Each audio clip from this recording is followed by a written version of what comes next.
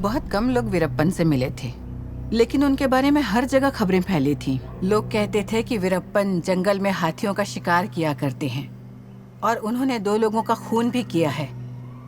इसलिए forest department के अफसर और पुलिस वाले उन्हें ढूंढ रहे हैं। वो एक पहाड़ी से दूसरी पहाड़ी पर आसानी से कूद सकते थे, तो उन्हें पकड़ना बहुत मुश्किल था।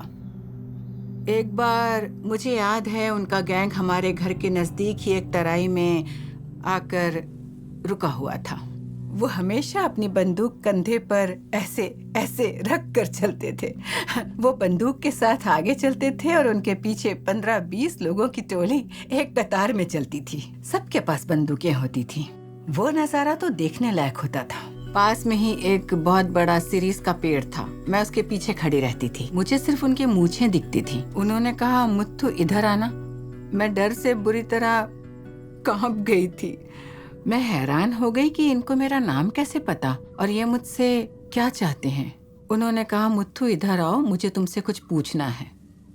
मैं तुमसे शादी करने का सोच रहा हूँ, तुम बताओ तुम्हें मंजूर है? फिर उन्होंने कहा, अगर तुमने मुझसे शादी नहीं की तो मैं किसी दूसरी औरत की तरफ आंख उठाकर भी नहीं देखूंगा। मैं जिंदगी भर शादी नहीं करूंगा, दिल पर पत्थर रख लूंगा। ये सुनते ही मेरा दिल पिघल गया। उस वक्त आपकी उम्र क्या थी? शायद 14 या 15 साल की थी। 15 की थी। और उनकी उम्र क्या थी? उस वक्त वो 39 साल के थे।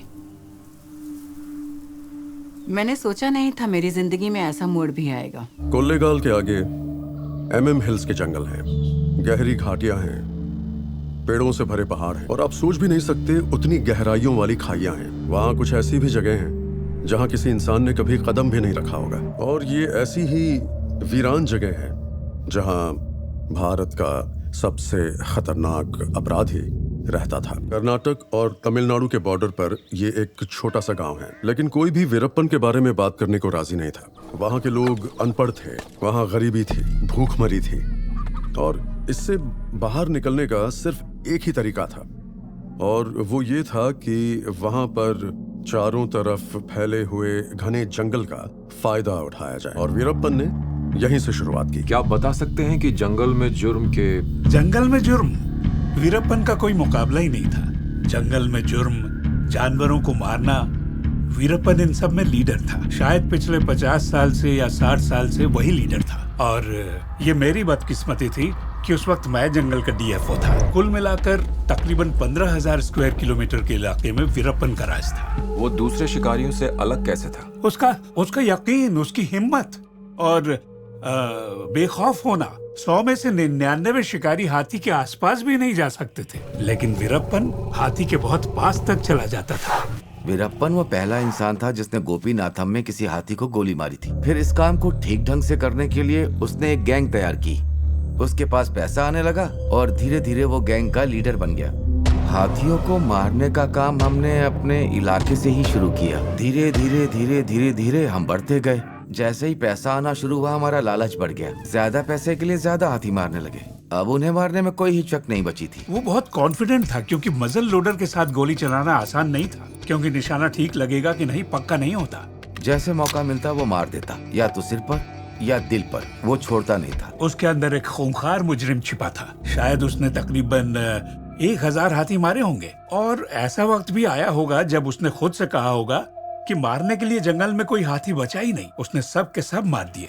और अगर कोई हाथी बचा भी था तो वो अपनी माँ के पेट में होगा। कहीं ना कहीं इसे रोकना जरूरी था। ये होने नहीं दिया जा सकता था। उन दिनों हेड्स ऑफ डिपार्टमेंट्स ने मुझसे कहा, मिस्टर सिंह, आप अपने तकरीबन 200 लोगों की एक फौज तैयार करके उसे घेर क्यों नहीं लेते?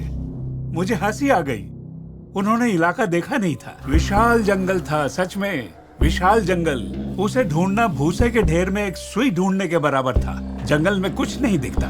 तो क्या तरीका है, क्या ऑप्शन है, कैसे रोके उसे? सोचा एक गैंग बनाते हैं जो हमें वीरप्पन की जानकारी ला कर दे, ताकि हम उस पर हाथ डाल सकें। कुछ जब्त की गई बंदूकें विरोधी गैंग के लोगों को दी गई। क्यों?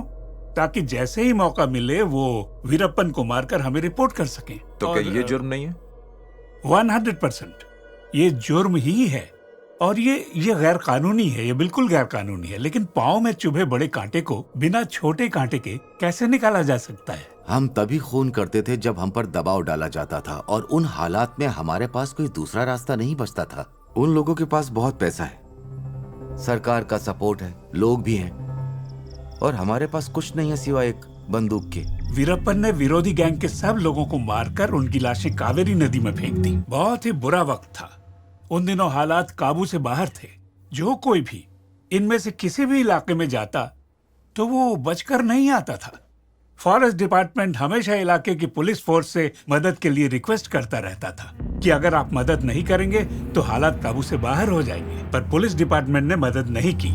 ऐसा लगता था कि MM हिल्स का पूरा इलाका वीरप्पन की खुद की प्रॉपर्टी थी। चंदन के पेड़ हमेशा राज्य की संपत्ति होते हैं। उसकी खुशबू, उसका कीमती तेल, जिनकी पूरी दुनिया में बहुत डिमांड है, और इत्तेफाक से ये बेशकीमती पेड़ MM हिल्स के जंगलों में बड़ी तादाद में उगते थे। और वीरप्पन बहुत ही आसानी से एक हाथियों का शिकार करने वाले से चंदन का स्मगलर बन गया। उनका गैंग जंगल के एक एक कोने से वाकिफ था कि चंदन कौन सी पहाड़ी पर मिलेगा। गांव के बहुत से लोगों को जंगल में पेड़ काटने भेजा जाता था। किसी दिन 100 लोग, किसी दिन 150 लोग, किसी दिन 300 लोग होते थे। पूरा इलाका भारी गाड़ी की गड़गड़गड़ आवाज से कांपने लगता था। जब गाड़ियां भरी जा रही होती थीं, मैं ड्राइवर को बोलता था, चाहे फॉरेस्ट डिपार्टमेंट हो या पुलिस डिपार्टमेंट हो, अगर वो रुकने बोले तो गाड़ी धीरे करना बंद मत करना, और अगर वो रास्ता रोक कर खड़े हो जाएं, तो उन पर गाड़ी चढ़ा देना। फिर भी अगर वो पीछा करें तो हमारे पास बंदूकें हैं। उसके बाद 4 लाख, 5 लाख, 6 लाख, जैसे जैसे लोड बढ़ता गया ज्यादा पैसे आने। हम लोगों ने नए नए कपड़े भी बनवाए। जब और ज्यादा पैसा आने लगा तो उन्होंने सेंट लगाना भी शुरू कर दिया। हम सब ने। अगर बॉस चाहते तो लॉरियां खरीद लेते, बसें खरीद लेते, हेलीकॉप्टर भी खरीद लेते, कुछ भी खरीद सकते थे। जैसे जैसे स्मगलिंग बढ़ती गई, उनका नाम भी मशहूर होता गया। लोग उन्हें जंगल का राजा कहते थे, और तो और चंदन की तस्करी का राजा और जंगल का राजा वीरप्पन भी कहते थे। क्या तमिलनाडु में उसके जैसा कोई दूसरा था? कोई नहीं था, और ना ही पहले कभी हुआ। वो सच में जंगल के राजा थे। वो हर जात के लोगों के साथ रहते थे और कभी कोई भेदभाव नहीं करते थे। उनकी गैंग में हर जात के लोग रहते थे, और मैं उनमें सबसे छोटा था। बहुत सारे लोग, बहुत सारा खाना, मतलब इतने लोग थे जैसे कोई गांव बसा हो। कुछ लोग वहां बैठे हैं, कुछ लोग वहां बैठे हैं, और कुछ लोग वहां पर बैठे हैं। चारों तरफ लोग बंदूक लिए पहरा देते थे, और वीरप्पन बीच में। कोई दिक्कत होती तो लोग उनके पास आते। मतलब अगर लोगों को कोर्ट में इंसाफ नहीं मिलता तो वो अपना केस वापस लेकर वीरप्पन के पास आते थे, ताकि उन्हें इंसाफ मिल सके। जब भी उनके पास कोई आता तो सबसे पहले वो उसे खाने के लिए पूछते। उन्होंने अपने बचपन में बहुत भूखमरी देखी थी। वो कहते थे, इतने पैसे का इंसान क्या करेगा, हमें जरूरतमंद को देना चाहिए। गरीब गरीब ही रहता है और अमीर हमेशा अमीर ही बना रहना चाहता है। ये सब बातें मुझे बहुत दुखी करती हैं, ऐसा वो हमेशा कहते थे। जिनकी जिंदगी जंगल में है, जो पहाड़ी पर रहते हैं, वो सब लोग वीरप्पन को जंगल का फरिश्ता मानते थे। चाहे आदमी हो या फिर औरत, सब उन्हें गले लगाकर उनका हाथ चूमते थे। वो ऐसे मूछ घुमाते थे, ऐसे इस तरह अपनी मूछ घुमाते और फिर मुस्कुराते थे। जब भी देखो उनका हाथ हमेशा अपनी मूछ पर ही रहता था, ऐसे इस तरह। वो हमेशा बड़ी सी मूंछ रखा करता था। जैसे कि अगर आप कोई बड़े जमींदार हैं या गांव के साहूकार हैं तो आप बड़ी मूंछ रखते हैं, क्योंकि ये अधिकार, ताकत और पहुंच की एक निशानी है। ये मूंछ उसकी शख्सियत का एक बहुत ही अहम हिस्सा बन गई। लोग उनकी बात क्यों मानते थे? उनकी बंदूक के डर की वजह से या फिर उनके बर्ताव की वजह से? नहीं, उनकी सच्चाई की वजह से। एक बार वो जो बात कह देते थे उस पर हमेशा कायम रहते थे। वो अक्सर मुझे हौसला देते। वो कहते कि एक दिन हम भी औरों की तरह आम जिंदगी जिएंगे। फिर उन्होंने मुझे बताया कि मैंने असम राज्य में हम लोगों के लिए एक ज़मीन पसंद की है, और ये कि मैंने खुद जाकर वो ज़मीन देखी है। अगर मैं बचा हुआ चंदन बेच दूंगा तो थोड़े से पैसे आ जाएंगे। उसके बाद हम वहाँ जाकर आराम से रह सकते हैं। जैसे ही चंदन बेच दूंगा तो हम यहाँ से चले जाएंगे। 6 महीनों तक चंदन काटा गया और जंगल में चंदन पूरी तरह से खत्म हो गया। जंगल में आपको सब पेड़ मिलेंगे, बस चंदन का पेड़ नहीं मिलेगा। तो पहली बार फॉरेस्ट डिपार्टमेंट को पुलिस की तरफ से सपोर्ट मिलना शुरू हुआ। हमने तैयारी में बहुत वक्त लगाया, 2 महीने से ज्यादा, क्योंकि हमारे पास बस एक ही मौका था। तो चलो उनका पीछा करें और सारा चंदन जब्त कर लें। पता नहीं क्यों वो अपनी शादी को सबकी नजरों से छुपा कर रखना चाहते थे। मुझे याद है जब हमारी शादी हो रही थी तो मैंने महसूस किया कि उनके चेहरे पर शादी की जरा भी खुशी नहीं थी। कोई बात उन्हें परेशान कर रही थी। जब वो मुझे मंगलसूत्र पहना रहे थे तभी गोलियां चलनी शुरू हो गईं। जैसे ही हम घर पहुंचे, पलार से एक आदमी भागता हुआ आया। उसने कहा, मामा, कर्नाटक पुलिस और तमिलनाडु पुलिस ने हम पर हमला कर दिया है। हम कुछ नहीं कर पाए। वो सारा चंदन ले गए और सभी लॉरियों में आग लगा दी। रेड 2 राज्यों ने मिलकर की थी और पुलिस ने वहां से 65 मेट्रिक टन चंदन की लकड़ी बरामद की थी। दुनिया में आज तक इतने बड़े पैमाने पर चंदन की लकड़ी जब्त नहीं की गई थी। वीरप्पन का कारोबार जो धीरे धीरे बढ़कर फलने फूलने लगा था, वो अब बिखर गया था। क्या जंगल सिर्फ उन लोगों का ही है, हमारा नहीं है? उस पर जनता का हक नहीं है क्या? अगर उन लोगों ने गांव वालों को नौकरियां दी होती तो ऐसा कभी नहीं होता। मुख्यमंत्री के लिए तुम चंदन की लकड़ी से खटिया बनाते हो, वो लकड़ी कहाँ से लेकर आते हो? जब तुम करो तो ये सब गलत नहीं है, पर जब मैं वही काम अपनी रोजी रोटी के लिए करूं, गांव वालों के लिए करूं, तो ये गलत कैसे है? यही उनका सवाल हुआ करता था। जो भी हमारे रास्ते में आए उन फॉरेस्ट वालों और पुलिस वालों को मार दो, कोई रहम नहीं। मैं साथ चलूं? चलो मैं चलता हूं, और फिर देखना मैं कितने लोगों को मार गिराता हूं।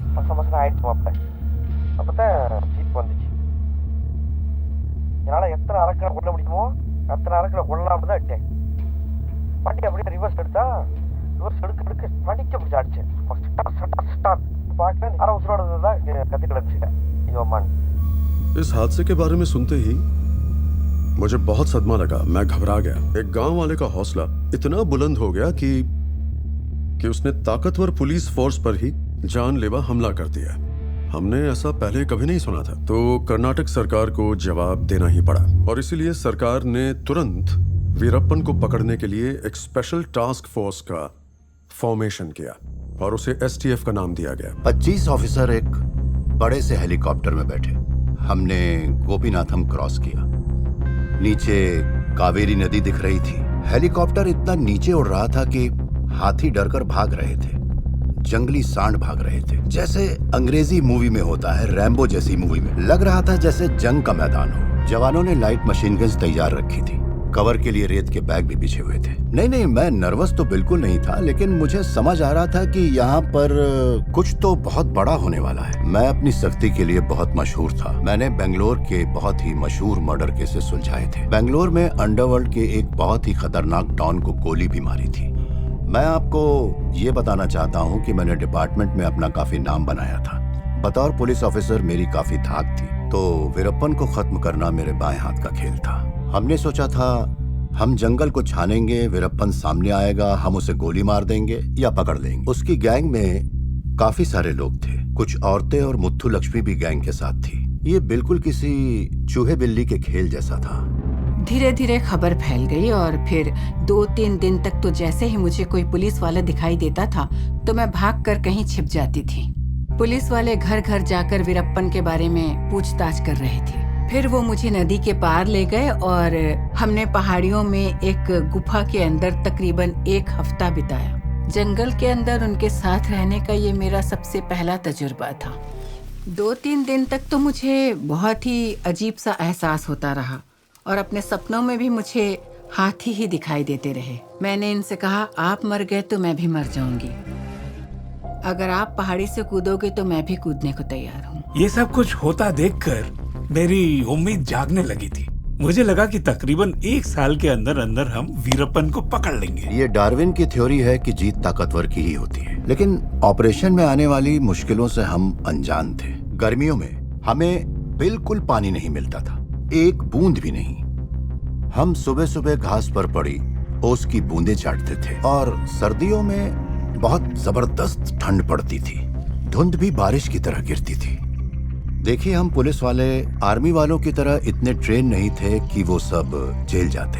हम लोग बेंगलुरु से थे, तो जंगल में हमें बहुत परेशानी हुई। ये वो लोग थे जो अपनी किस्मत आजमाने आए थे। ये सब के सब सोचते थे, अरे कैसे लोग हो तुम, एक आदमी को नहीं पकड़ सके। ठीक है, मैं फला तारीख को आ रहा हूँ, 1 हफ्ता रुकूंगा और वीरप्पन को पकड़ लो। आए, रुके, हुलिया बदला, स्टाइल बदला, लेकिन वीरप्पन के आसपास तक नहीं फटक पाए। एक मुजरिम को पकड़ने के 2 तरीके होते हैं, या तो उसके पीछे जाओ, उसका पता लगाओ और पीछा करो, या फिर दूसरा तरीका उसे सरेंडर करवाओ।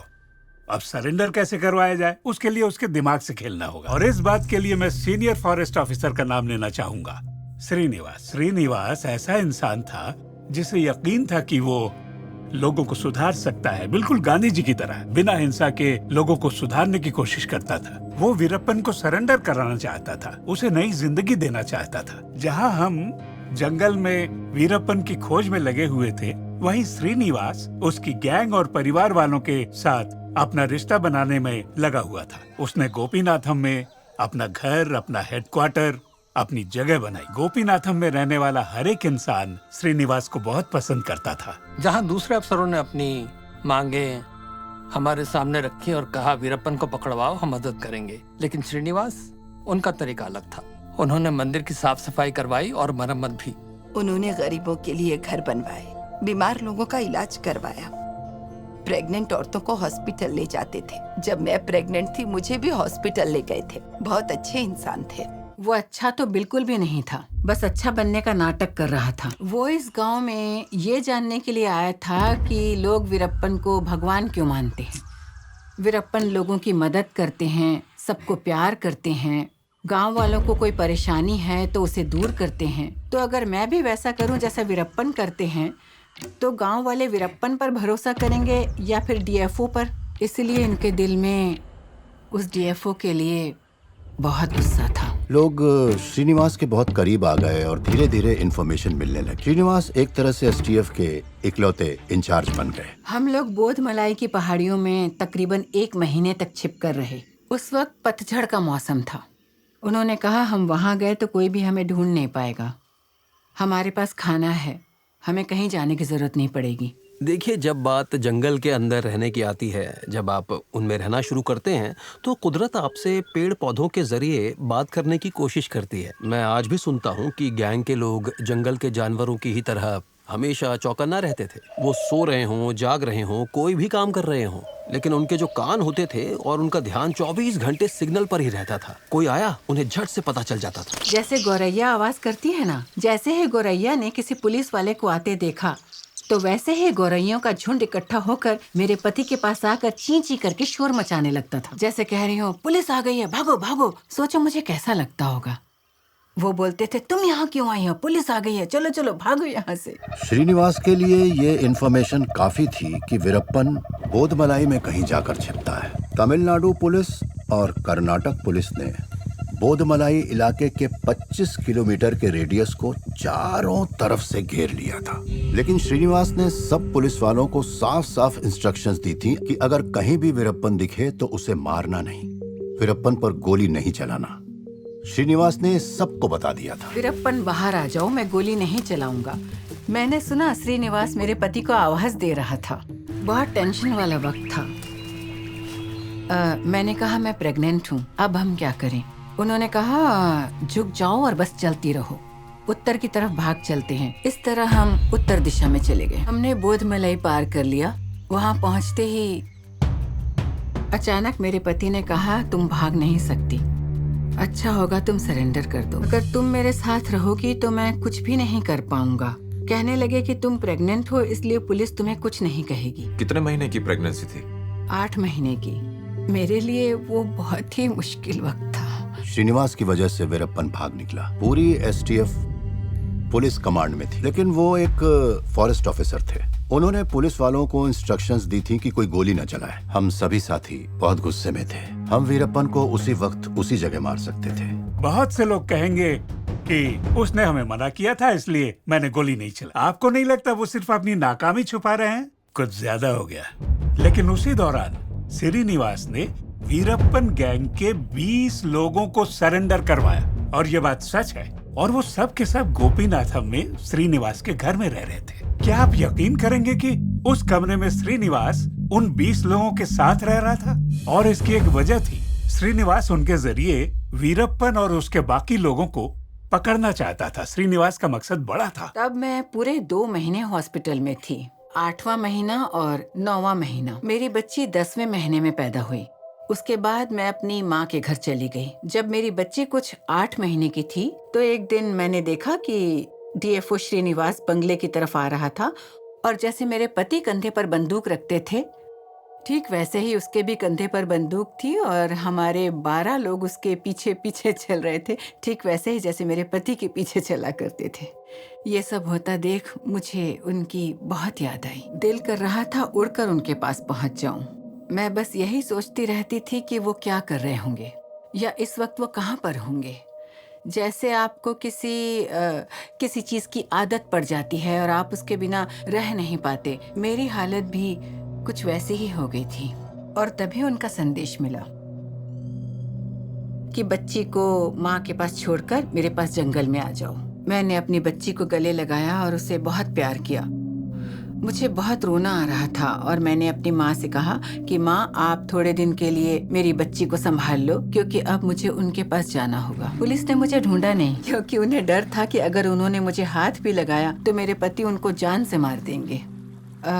इसलिए उन्होंने मुझे सुबह तक नहीं ढूंढा और मैं उनके पास पहुंच गई। मुथुलक्ष्मी वापस जंगल में भाग गई, जिसकी वजह से एसटीएफ में जो गुस्से की आग अंदर ही अंदर सुलग रही थी वो भड़क उठी। श्रीनिवास जो कुछ भी कर रहा था उससे एसटीएफ के कई ऑफिसर्स बिल्कुल भी खुश नहीं थे। वो उसकी बिना हिंसा के लोगों को सुधारने की फिलॉसफी से बिल्कुल सहमत नहीं थे और इस वजह से उनके बीच एक दरार सी पड़ गई। क्योंकि श्रीनिवास वो अकेला था जिसकी वजह से ये कामयाबी मिली थी और दूसरों से एक केस भी नहीं सुलझा था।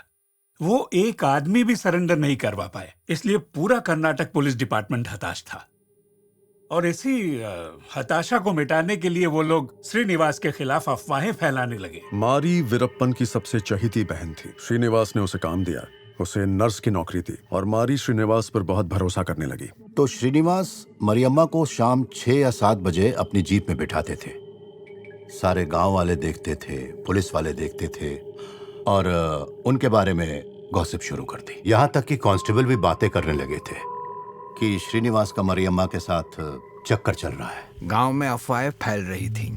लोग तो ये भी कहते थे कि मारी डीएफओ की रखेल है, लेकिन मुझे लगता है उनके जैसा आदमी ऐसा काम कर ही नहीं सकता। उस इंसान की तो पूजा करनी चाहिए। बहुत ईमानदार थे वो। जरूर किसी घटिया इंसान ने ये अफवाह फैलाई होगी। कन्नड़ में एक लफ्ज होता है गाड़ी मात, हर जगह चलता है। गाड़ी मात का मतलब होता है कि एक्स जाकर वाई को बताएगा और वाई जाकर जेड और ए को, ए जाकर बी, सी और डी को और फिर आगे। इस तरह बात कहीं की कहीं पहुंच जाती है। मतलब बात वीरप्पन तक पहुंच गई। 100% एब्सोल्युटली करेक्ट। वीरप्पन ने मरियम्मा को एक चिट्ठी लिखी। पूरी दुनिया वीरप्पन का नाम जानती। मैं पूरी दुनिया में मशहूर हूँ। मैं पूरे जंगल पर राज करता हूँ और यहाँ मेरा कानून चलता है। गाँव में ये सब क्या हरकतें कर रही हो? मैंने सुना तुम मेरे दुश्मन श्रीनिवास के साथ चक्कर चला रही हो। अगर तुम सच में मेरी बहन हो तो जब भी वो कमीना आए उबलता हुआ तेल उस पर डालकर उसकी जान ले लेना। अगर तुम मेरी बहन हो तो ये काम जरूर करना और अगर ऐसा नहीं किया तो तुम्हारा और मेरा रिश्ता खत्म। पुलिस को ऐसा शक था कि मारी अपने भाई से बात करती है तो वो उसे तंग करने लगे। तुम यहाँ सच नहीं बोलोगी तो शनिवार को तुम्हें बिजली के झटके देंगे, ऐसा बोल के उसे धमका रहे थे। वो बेचारी डर गई। सब उम्मीदें खत्म हो गई। एक बच्चे ने मुझे आकर बताया मरियम्मा ने जहर खा लिया। मैंने कहा अभी तो उससे बात हुई थी। ये बात हो ही रही थी तो मैंने देखा सड़क के उस पार मेरे जानने वाले का होटल था जिसके पास कुएं पर वो पानी लेने के लिए आई थी। तो मैंने उससे पूछा, तुम्हें ऐसा करने की सलाह किसने दी? तुमने ऐसा क्यों किया? मेरी इतनी सी बात पूछने पर वो जोर जोर से रोने लगी। उसे हॉस्पिटल ले गए लेकिन वो बच नहीं पाई। जब उसकी बॉडी को लाया गया तब डीएफओ साहब और अर्जुनन आए। लोगों ने उन्हें कहा आप रहने दीजिए, हम अर्थी उठा लेते हैं। तब वो कहने लगे नहीं, मेरे पास आने की कोशिश भी मत करना, मैं इसे खुद ही शमशान तक लेके जाऊंगा। मैंने उस महान इंसान को शमशान में रोते हुए देखा, मानो जैसे कल ही की बात हो। उनका तो उससे कोई रिश्ता भी नहीं था। उसकी मौत की खबर पेपर में 2 दिन बाद आई। जब उन्हें उसकी मौत का पता चला तो पूरा दिन वो भूखे रहे, कुछ नहीं खाया, बस अकेले बैठकर रोते रहे। उनका मानना था डीएफओ की वजह से उनकी बहन मरी। देखिए, पूरी स्टेट के फॉरेस्ट डिपार्टमेंट में उसके सभी साथियों का उस पर काफी प्रेशर था। वो कहते थे तुम्हारी जान को खतरा है, तुम वीरप्पन को पकड़ने का काम पुलिस पर छोड़ दो। विनाश काले विपरीत बुद्धि। तो उसने क्या किया, उसने एक दूसरा तरीका निकाला। उसने कहा सर मुझे 15 दिन और दे दो। और 15 दिन क्यों मांगे? क्योंकि उसे अर्जुनन का इंतजार था। श्रीनिवास ने प्लान किया कि अर्जुनन अपने भाई को किसी तरह जुर्म का रास्ता छोड़ने के लिए राजी कर ले। अर्जुनन ने डीएफओ पर यकीन किया। उसने कहा मेहरबानी करके सरेंडर कर दो, क्योंकि तुम्हारी वजह से हम शांति से जी नहीं पा रहे। मारी की मौत हो चुकी है, पूरे परिवार को नुकसान हो रहा है। अगर तुम अभी सरेंडर कर दोगे तो तुम बाहर आकर एक नई जिंदगी की शुरुआत कर पाओगे और यही हम सबके लिए अच्छा रहेगा। ये सुनकर मेरे पति ने कहा ठीक है, अगर तुम कहते हो तो मैं सरेंडर कर दूंगा, लेकिन पहले उस डीएफओ को तुम्हें मेरे पास लेकर आना होगा। श्रीनिवास गोपीनाथम से 6 किलोमीटर पैदल चला। अर्जुनन और डीएफओ दोनों जोश में आगे आगे चल रहे थे। तब मैंने देखा कि डीएफओ साहब का पैर किसी चीज में अटक गया और वो गिर पड़े। तो मैंने कहा ये अपशकुन है, आप आगे मत जाइए। तब उन्होंने कहा एक न एक दिन तो सबको मरना है। तो फिर मैं क्या कहता, मैं भी उनके साथ चल पड़ा। जब हम आगे नदी के किनारे पहुंचे तो मैंने देखा कि पानी ज्यादा गहरा नहीं था, मतलब टखनों तक पानी था। तभी डीएफओ साहब ने अपना जूता साफ करने के लिए पैर जड़ पर रखा, क्योंकि उस पर कीचड़ लगा था। तभी 3 गोलियां चली।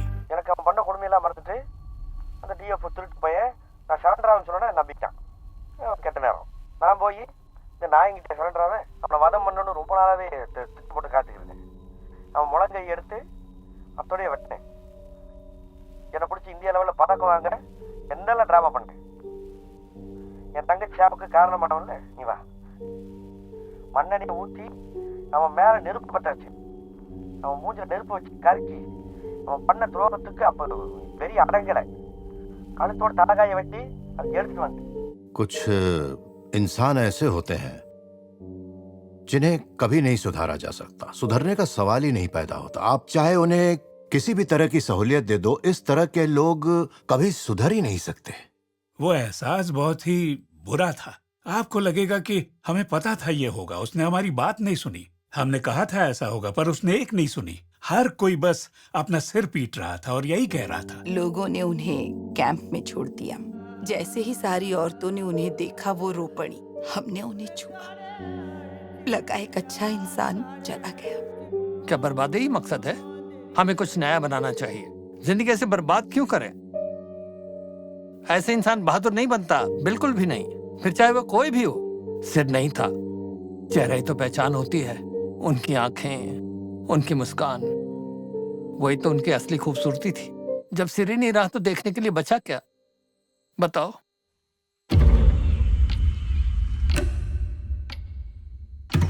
हो सकता है वीरप्पन के साथ गलत हुआ हो, लेकिन गलत का जवाब गलत से क्यों दिया? क्योंकि कांटे को कांटे से ही निकाला जा सकता है।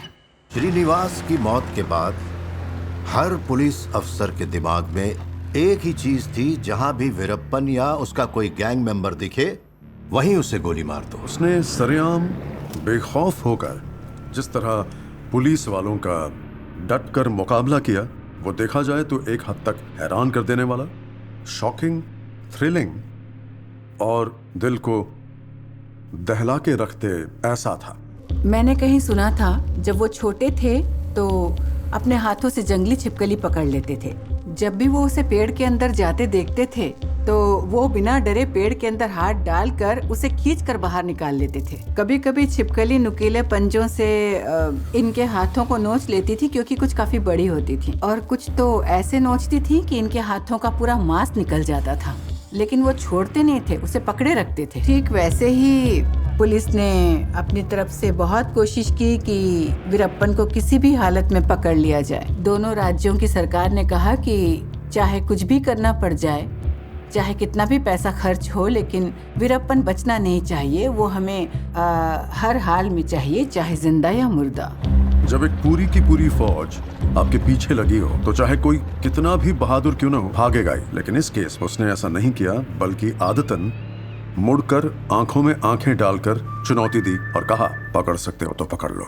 मुख्यमंत्री उस वक्त मिन्नतें कर रहे थे, गृह मंत्री गिड़गिड़ा रहे थे, तुम्हें कुछ भी करना पड़े करो, बताओ कितना पैसा चाहिए, हम तुम्हें देंगे। उस वक्त पूरी सरकार हमारे साथ थी, हमारे पास उनका पूरा सपोर्ट था। कर्नाटक से बहुत सारे पुलिस ऑफिसर्स बुलाए गए, वहाँ के सबसे काबिल पुलिस ऑफिसर। उनमें से एक पुलिस ऑफिसर मुझे ऐसा दिखा जो बहुत एक्टिव था, इतना एक्टिव बिल्कुल मर्क्यूरी की तरह। शकील अहमद, कोई फालतू की बात नहीं, कोई हंसी कोई मजाक नहीं, बिल्कुल सतर्क और सीधी बात कर। फिर मैं पुलिस चीफ हरि कृष्णा से मिला, वो एक बहुत ही बहादुर ऑफिसर और थोड़े गुस्सैल भी। उन्होंने कहा, अशोक, हम वीरप्पन की लाश को बेंगलोर सिटी के विधान सौदा में लेकर जाएंगे, इतने कॉन्फिडेंट। हम तीनों का एक ग्रुप बन गया था, हम एक दूसरे के लिए बिल्कुल भाई जैसे थे। हम जानकारी जुटा रहे थे, हम इंटरोगेशन कर रहे थे, जंगल में छानबीन भी कर रहे थे, सब कुछ एक साथ। हमें खुद पर पूरा भरोसा था। सरकार ने अपनी तरफ से वीरप्पन के सर पर 20 लाख रुपए का इनाम रखा। पूरे स्टेट में जगह जगह पर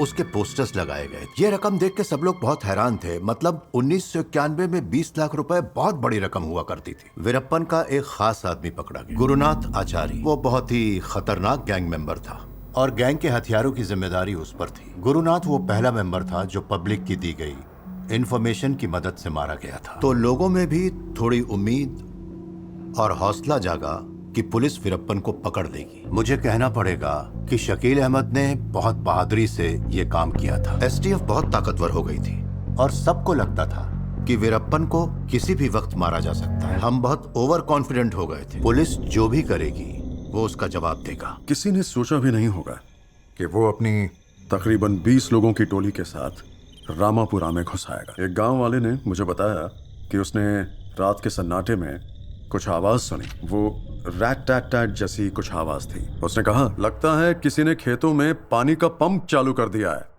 वो भी इतनी रात में। पर असल में वो पुलिस स्टेशन पर हमला था। इतना खून खराबा, ऐसा लग रहा था जैसे कोई जंग का मैदान हो। एक गुरुनाथ की मौत के बदले उसने तकरीबन 7 लोगों को मार दिया। उसने पुलिस स्टेशन पर हमला करके अपना बदला लिया और दिखा दिया कि वो अब भी पुलिस से ज्यादा ताकतवर। उस वक्त गुस्से से हमारा खून खौल रहा था। परिवारों के बर्बाद होने का वीरप्पन पर ज़हनी या जज्बाती तौर पर कोई असर नहीं पड़ता था। जो भी करता था उसे हमेशा सही ठहराता था।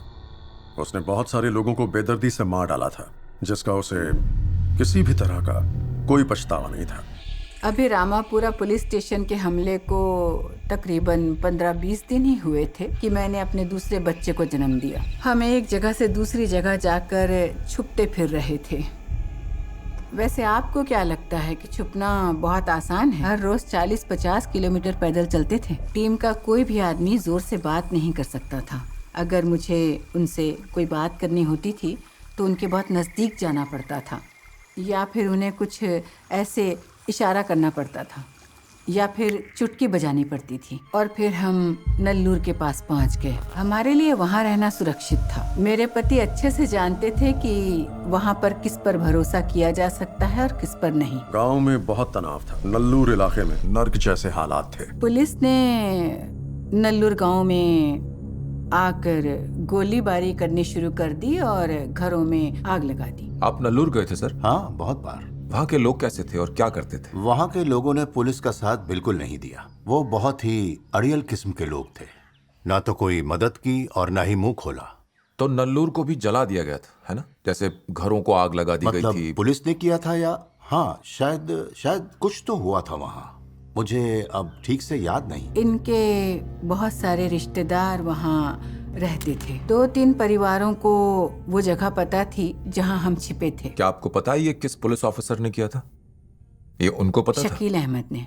मेरे पति ने कहा, मुझे फर्क नहीं पड़ता अगर वो मुझे पकड़ लें, लेकिन वो मासूम लोगों को पकड़ रहे हैं, परेशान कर रहे हैं, और ये ठीक नहीं है। ये सब देखने के बाद मैं चुप कैसे बैठूं? जिन अफसरों ने ये किया है मैं ही उनको सजा दे सकता हूँ। उनके इस अन्याय की वजह से ही मेरे पति को ऐसा लगा कि पुलिस पर हमला करना और उनका खून करना बिल्कुल सही है। हम किसी भी जुर्म को रिकंस्ट्रक्ट करके देखते हैं कि वो जुर्म कैसे हुआ होगा। उदाहरण के तौर पर इस हादसे में वारदात करने के लिए जगह का चुनाव करना ये बताता है कि वीरप्पन कितना शातिर था। वो हमेशा हेयर पिन बेंड ही चुनता था, क्योंकि हेयर पिन बेंड में गाड़ियों की स्पीड कम हो जाती है। उसकी बढ़ाई नहीं कर रहा, लेकिन आउटस्टैंडिंग हरि कृष्णा गाड़ी चला रहे थे और शकील पीछे की सीट पर सो रहा था। जब उनकी गाड़ी उस तंग मोड़ पर पहुंची, वीरप्पन ने सड़क पर पहले से बहुत सारे पत्थर रखे हुए। जैसे ही उन्होंने यू टर्न लिया, अचानक हरि कृष्णा को पत्थरों का ढेर दिखा। கல்லெல்லாம் எடுத்து லைன் அடிச்சு யாருக்கு சந்தேகம் வரக்கூடாது அப்படின்னு சொல்லி ஒரு கோயில் மாதிரி ஒரு கார் வரும்போது மாப்பிள்ள இந்த ஆட்சி இன்னையோட முடிஞ்சுதா கரெக்டா முடிச்சு அவன் தலைகாய பார்த்து கொடுத்து அதோட அவனுக்கு காண்டவே முடிஞ்சு। वीरप्पन ने गोली चलाई और वो गोली शकील की गर्दन को चीर कर निकल गई। गाड़ी में हर जगह खून ही खून था। शकील सिपाहियों के बीच में था, उसका दिमाग खोपड़ी से बाहर आ गया था। मैं वहीं बैठ गया, मेरा दिमाग सुन्न पड़ गया था टोटली। जरा सोचिए उस वक्त मेरी क्या हालत हुई हो। मेरे दो सबसे करीबी दोस्त बहुत ही बेरहमी से मारे और मेरी तो जैसे सारी हिम्मत ही टूट गई। जरा सोच कर देखिए, हरि कृष्णा और शकील अहमद जैसे काबिल और बहादुर अफसरों के जाने से एसटीएफ को कितना बड़ा नुकसान उठाना पड़ा होगा। हमें लगा वीरप्पन को पकड़ना नामुमकिन है। Protests continue on the streets of Mysore city, demanding action against sandalwood smuggler Veerappan for the brutal killing of STF personnel, including officers Hari Krishna and Shakil Ahmed. Speaking to reporters, Karnataka Chief Minister Veerappa Moily said, the brigand is suspected to have crossed the state border into Tamil Nadu. Chief Minister Jayalalitha of Tamil Nadu has promised to intensify combing in the jungles bordering the two states. Veerappan Karnataka में जुर्म करता था और फिर बड़ी आसानी से तमिलनाडु चला जाता था और मामला ठंडा होने का इंतजार करता था। तो कर्नाटक पुलिस चाहती थी कि दूसरी तरफ तमिलनाडु पुलिस भी इस मामले को गंभीरता से ले और उनका साथ दे। फोर्स के अंदर एक जिम्मेदारी का जज्बा था, तो जब भी कोई पुलिस वाला मरता, कोई दूसरा उसकी जगह खड़ा हो जाता और कहता कि मैं उसका छोड़ा हुआ काम पूरा करूंगा। तमिलनाडु पुलिस में एक ऑफिसर था जिसका नाम था गोपाल कृष्णन। उससे देखकर लगता था कि वीरप्पन को यही मारेगा। उसने एक यूनिट बनाई और पता नहीं उसने क्यों उसका नाम जंगल पेट्रोल रखा। 6 फुट लंबा, बहुत ही हट्टा कट्टा और एकदम मस्कुलर बॉडी, जैसे रैम्बो गोपाल कृष्णन। वो भी दिन रात जंगल में ही रहता। वो धीरे धीरे वीरप्पन की गैंग के नजदीक आता जा रहा था। वो तमिलनाडु पुलिस फोर्स का जाबाज अफसर था। उसने बहुत कुछ करके दिखाया। सुना है रैम्बो का बर्ताव लोगों के साथ थोड़ा वायलेंट था। ऐसा है कि शुरू में पुलिस को इतनी मुश्किलों का सामना करना पड़ता था कि हमारे पास कोई रास्ता ही नहीं बचता था। वो बहुत ही मुश्किल वक्त था, वीरप्पन के लिए नहीं, लोगों के लिए। वीरप्पन का पुलिस कुछ नहीं बिगाड़ पाई, लेकिन उससे लोगों को दिक्कत हो रही थी। गोपाल कृष्णन ने एक आदमी को उसकी बीवी के सामने अपने हाथों से पीट कर मार डाला। जब भी किसी गांव में हमला होता था तो वीरप्पन उसका जवाब देता था। मुश्किल वक्त था और ये सब बातें वीरप्पन तक पहुंची कि कोलाथुर मार्केट में एक बैनर लगाया गया है। उसने सफेद कपड़े का एक बड़ा सा बैनर लगाया था जिसमें लाल रंग से रैम्बो गोपाल कृष्णन के लिए एक संदेश लिखा था। तुझमें मेरा सामना करने की हिम्मत नहीं है। अगर वाकई एक बाप की औलाद है तो आकर मुझसे मिल। ये एक बहुत बड़ी खबर थी और सब लोग गोपाल कृष्णन और उसकी टीम का मजाक उड़ा रहे थे। रैम्बो को अपना दिमाग ठंडा रखना चाहिए था और सोचना चाहिए था कि वीरप्पन ने ये बैनर क्यों लगाया। रैम्बो गोपाल कृष्णन ने 2 गाड़ियां मंगवाई और पूरी फोर्स के साथ निकल पड़ा। हम और टीम अलग अलग जगह पर थे। हम वहाँ नहीं थे। हम उस जगह से तकरीबन 10-15 किलोमीटर दूर थे कि तभी एक धमाका हुआ और बहुत बड़ा धमाका था। गड़गड़ गड़गड़ गड़ की आवाज आने लगी जो 10 मिनट तक तो रुकी ही नहीं। ऐसा लगा जैसे पहाड़ गिरा हो या भूकंप आया हो। जैसे ही हमने ये आवाज सुनी तो मुझे तो कुछ भी समझ नहीं आया कि क्या हुआ, लेकिन इन्होंने तुरंत कहा कि लगता है काम हो गया। अचानक वहाँ बहुत तेज बम फटने की आवाज आई और फिर बहुत सारा कीचड़ हवा में उड़ा और जमीन पर आ गिरा। मतलब हर तरफ अंधेरा छा गया था और मुझे कुछ भी नजर नहीं आ रहा था। वहाँ क्या हुआ मैं कुछ समझ नहीं पाया। उनके पास स्टैंड वाली मशीन गन थी जिसमें गोलियों वाली बेल्ट लगती थी और उससे लगातार गोलियां चलाई जा सकती थी। मेरे पति ने बहुत सोच समझकर फैसला किया कि ठीक है, आमने सामने की लड़ाई में जीतना मुश्किल है, तो एक ही तरीका है कि इनकी टीम को मैं बम से उड़ा के खत्म कर देता हूँ। जब हम वहाँ पर पहुँचे, वहाँ के हालात देखकर मेरा दिल दहल गया। मैंने ऐसा पहले कभी कुछ नहीं देखा था। धमाका इतना खतरनाक था कि बस के 2 टुकड़े हो गए। इंसानों के शरीर के टुकड़े झाड़ियों पर लटके, अंतड़ियाँ, खोपड़ियाँ, हेलमेट्स, बंदूकें, मुड़ी हुई बंदूकें। 22 लोगों का कत्लेआम हुआ था। मैंने देखा 2 कांस्टेबल गोपाल कृष्णन को उठाकर ले जा रहे थे। उन्होंने कहा, अशोक, सर पर चोट आई है और मेरा मुंह। वो बोल नहीं पा रहे थे और उनकी टांगों से लगातार खून बहे जा रहा था और उनके दोनों घुटने बिल्कुल टूट चुके थे। वो हवा में कुछ मीटर ऊपर उड़ गया था और गिरने से उसे सीवियर इंजरीज और फ्रैक्चर्स हुए। इससे उसकी मौत भी हो सकती थी। वीरप्पन ने 13 बड़े बड़े गड्ढे करके उसमें तकरीबन 25 किलो से भी ज्यादा बारूद बिछाया था। एक तरह से ये एक कत्लेआम ही था। Veerappan's latest outrage on the 9th of April was the blowing up of a bus of the Special Task Force near Palar in Mysore district of Karnataka. 22 people were killed, including 15 police informers. Veerappan is now an insatiable hunter of human beings. STF को बने हुए 3 साल हो गए थे, लेकिन अभी तक ना ही वो वीरप्पन को पकड़ पाए थे और ना ही उसे मार पाए थे। और अब उन्हें ये काम बहुत ज्यादा मुश्किल लगने लगा था। लेकिन जिस तरह से उसने 22 लोगों के चिथड़े उड़ा दिए थे, दोनों सरकारें हिल गईं। दोनों मुख्यमंत्री मिले और उन्होंने फैसला किया कि एक जॉइंट स्पेशल टास्क फोर्स बनाई जाए। वीरप्पन के बारे में बहुत सी अफवाहें उड़नी शुरू हो गई थी। उनमें से कुछ तो पागलपन की हद तक अजीब थी। मुझे याद है एक बार किसी ने मुझसे कहा था कि वीरप्पन को जादुई ताकतें हासिल हैं और ये कि जंगल का एक देवता ये सब करने में उसकी मदद कर रहा है। लेकिन असलियत क्या है कोई नहीं जानता था। उस वक्त उसकी सिर्फ एक ब्लैक एंड व्हाइट फोटो थी जिसमें उसकी बड़ी मूछ थी और तीखी नाक थी। लेकिन उसकी सच्चाई कोई नहीं जानता था कि उसके साथ कितने लोग हैं, वो लोग कौन हैं, कहाँ के रहने वाले हैं, जंगल में उनकी जिंदगी कैसी है, वो कैसे रहते हैं, कोई कुछ नहीं जानता था। बतौर जर्नलिस्ट मैं तभी जाना चाहूंगा अगर मैं वो काम करूं जो पहले किसी ने ना किया हो। वो कहते थे पुलिस वाले ये साबित करना चाहते हैं कि सिर्फ मैं ही मुजरिम हूँ, कातिल हूँ जो सबको मारने के लिए निकला है। ये लोग मुझे बदनाम कर रहे हैं, मेरे बारे में झूठ फैलाकर मेरा नाम खराब कर रहे हैं। इसलिए मैं चाहता हूँ कि मेरे जिंदा रहते हुए सच्चाई लोगों के सामने आ जाए। शाम को तकरीबन 4 बजे गुज्जा कबीले के लोग जो वीरप्पन की गैंग से मिले हुए थे, उनमें से कुछ लोग नंगे पैर चलकर मेरे पास आए और मुझसे पूछने लगे कि तुम कौन हो, यहाँ क्या करने आए हो और तुम्हारा नाम क्या है। मैंने कहा मैं शिवा सुब्रमण्यम हूँ। तो उसने कहा भाई ने बुलाया है, चलो। एक जर्नलिस्ट को कहीं भी जाने और किसी भी मुजरिम से बातचीत करने की छूट होती है। मैंने देखा कि खाकी वर्दी में 4 लोग मेरी तरफ आ रहे थे। सबसे आगे वीरप्पन था, कंधे पर बंदूक, गहरे हरे रंग की वर्दी, मुस्कुराता हुआ चेहरा और चमकती हुई त्वचा। मुझे देखते ही उसने मुझसे पूछा कि मैं यहाँ किस वक्त पहुंचा। उसे देखकर मुझे बिल्कुल भी नहीं लगा था कि वो आदमी इतना बेरहम हो सकता है। मेरे दिमाग में बस एक ही चीज चल रही थी कि मुझे इसकी फोटो खींचनी है। फोटो के लिए लाइटिंग अच्छी थी तो मैंने पूछा कि अन्ना क्या मैं आपकी कुछ फोटो ले सकता हूँ। तो उसने अपनी मूंछों को ताव दिया और कहा मेरी फोटो खींचनी है। अरे अर्जुनन, सुनाइए क्या बोल रहा है, ये हमारी फोटो खींचना चाहता है। तो सबके सब नहा धो के तैयार है ना। वीरप्पन का नाम तो मशहूर था पर किसी ने आज तक उनका चेहरा नहीं देखा था। मैंने कहा अगर आपने उनको अपनी तस्वीरें लेने दी तो दुनिया आपकी शक्ल पहचान जाएगी और आप कहीं बाहर नहीं जा पाएंगे। ऐसा मत कीजिए। मैंने उन्हें रोकने की कोशिश की, मैं रोई भी पर वो नहीं माने। अभी फोटो खींच लें। उसके बाद उसने अपनी चेन निकाली ताकि दिख सके।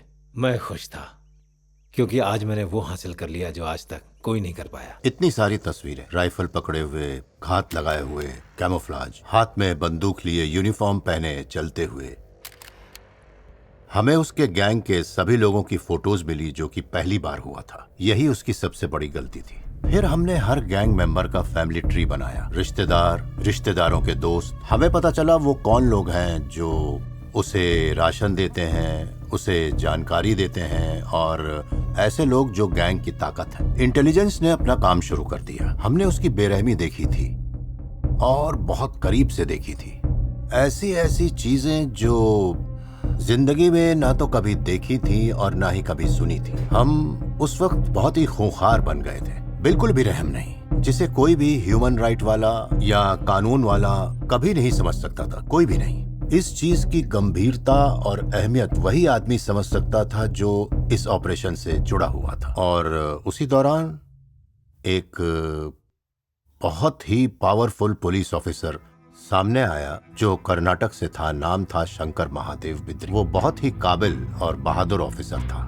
न सिर्फ बहादुर बल्कि बहुत ही समझदार भी था। शंकर महादेव बिद्री ने सब मुजरिमों की फोटो देखी और इंटेलिजेंस जोर शोर से अपने काम में जुट गई। सैकड़ों लोगों को अरेस्ट किया गया। जिस पर भी पुलिस को जरा सा भी शक होता था उसे वर्कशॉप नाम की बिल्डिंग में ले जाते थे। वो वर्कशॉप कोई ऐसी जगह नहीं थी जहाँ मोटरसाइकिल रिपेयर की जाती हो, साइकिल रिपेयर की जाती हो या फिर बस रिपेयर की जाती हो। नहीं, उस वर्कशॉप को लोगों को टॉर्चर करने के लिए बनाया गया था। ऐसी दहशत फैल गई थी कि पूरा का पूरा तमिलनाडु इस वर्कशॉप के नाम से थर-थर कांपता था। उसे MM हिल्स के सुप्रीम कोर्ट का जज माना जाता था। वो जो कहता था वही होता था। एक वक्त था जब किसी भी दुकान से जितना चाहो उतना चावल खरीद सकते थे, लेकिन जैसे ही मेरे पति को पकड़ने की जिम्मेदारी सरकार ने शंकर बिद्री को दी, तब अगर कोई गांव वाला 1 किलो चावल भी खरीदता था तो उसे पकड़कर सवाल पूछते थे कि कहाँ से आए हो और चावल किसके लिए हैं। वो वर्कशॉप किसी नरक से कम नहीं थी। जैसे हमारे बुजुर्ग हमें नरक के बारे में बताते थे कि हमें गर्म तेल में फेंका जाएगा या फिर आग में फेंका जाएगा, इस तरह की ही सब बातें। यहाँ MM हिल्स की वर्कशॉप में हमने ऐसे बहुत से टॉर्चर देखे थे। एक बड़ा हॉल था जहाँ 15, 20, 50 लोग आ सकते थे। काफी बड़ी जगह 2 हिस्सों में बटी हुई थी। एक में वो लोग थे जो बिद्री को पसंद थे और एक में वो जो उसे नापसंद थे। और उस वक्त बिद्री ने जैसे अपनी तीसरी आंख खोली थी। तीसरी आंख मतलब तबाही। कैदियों को पेशाब पिलाता था, औरतों के कपड़े उतरवाकर आदमियों के सामने नाचने के लिए बोलता था। ये था शंकर बिद्री का टॉर्चर। मौत का ये नंगा नाच खत्म होने का नाम ही नहीं ले रहा था। वीरप्पन और उसकी गैंग ने एक पुलिस काफिले पर हमला कर दिया। जब हम सब लोग उस जगह पर पहुंचे तो सड़क पर खून की नदी बह रही थी। शंकर बिद्री आए, उन्होंने पूरी जगह को अच्छे से देखा और मुझे बुलाया। उनका दिमाग इतना तेज था कि उन्हें वर्कशॉप में बंद सब लोगों के नाम जुबानी याद थे। गाड़ी के बोनट पर बैठकर उन्होंने 8 लोगों के नाम लिखकर कहा, जीप लेकर जाओ और इन लोगों को यहाँ लेकर आओ, और कहा कि इन्हें पेड़ के सामने खड़ा करो। ये सब करना पुलिस डिपार्टमेंट की कमजोरी की निशानी थी। ये सब देखकर मेरा सिर शर्म से झुक गया और मुझे बहुत दुख हुआ कि रक्षक कहलाने वाली पुलिस का बर्ताव डकैतों जैसा बन गया था। मेरी STF की ड्यूटी के दौरान जो एक सबक मैंने सीखा वो ये था कि उसे नाराज मत करो, उसे काबू करो। मैं अपने पूरे सर्विस करियर में बहुतों से निपटा हूँ। JNK में आतंकवादियों से, सेंट्रल इंडिया में नक्सलाइट्स से, नॉर्थ ईस्ट में उग्रवादियों से। पर वीरप्पन की जो मेथोडोलॉजी थी, उसका काम करने का तरीका वो बिल्कुल ही अलग था। वीरप्पन अपने तजुर्बे के हिसाब से अपना प्लान बनाता था।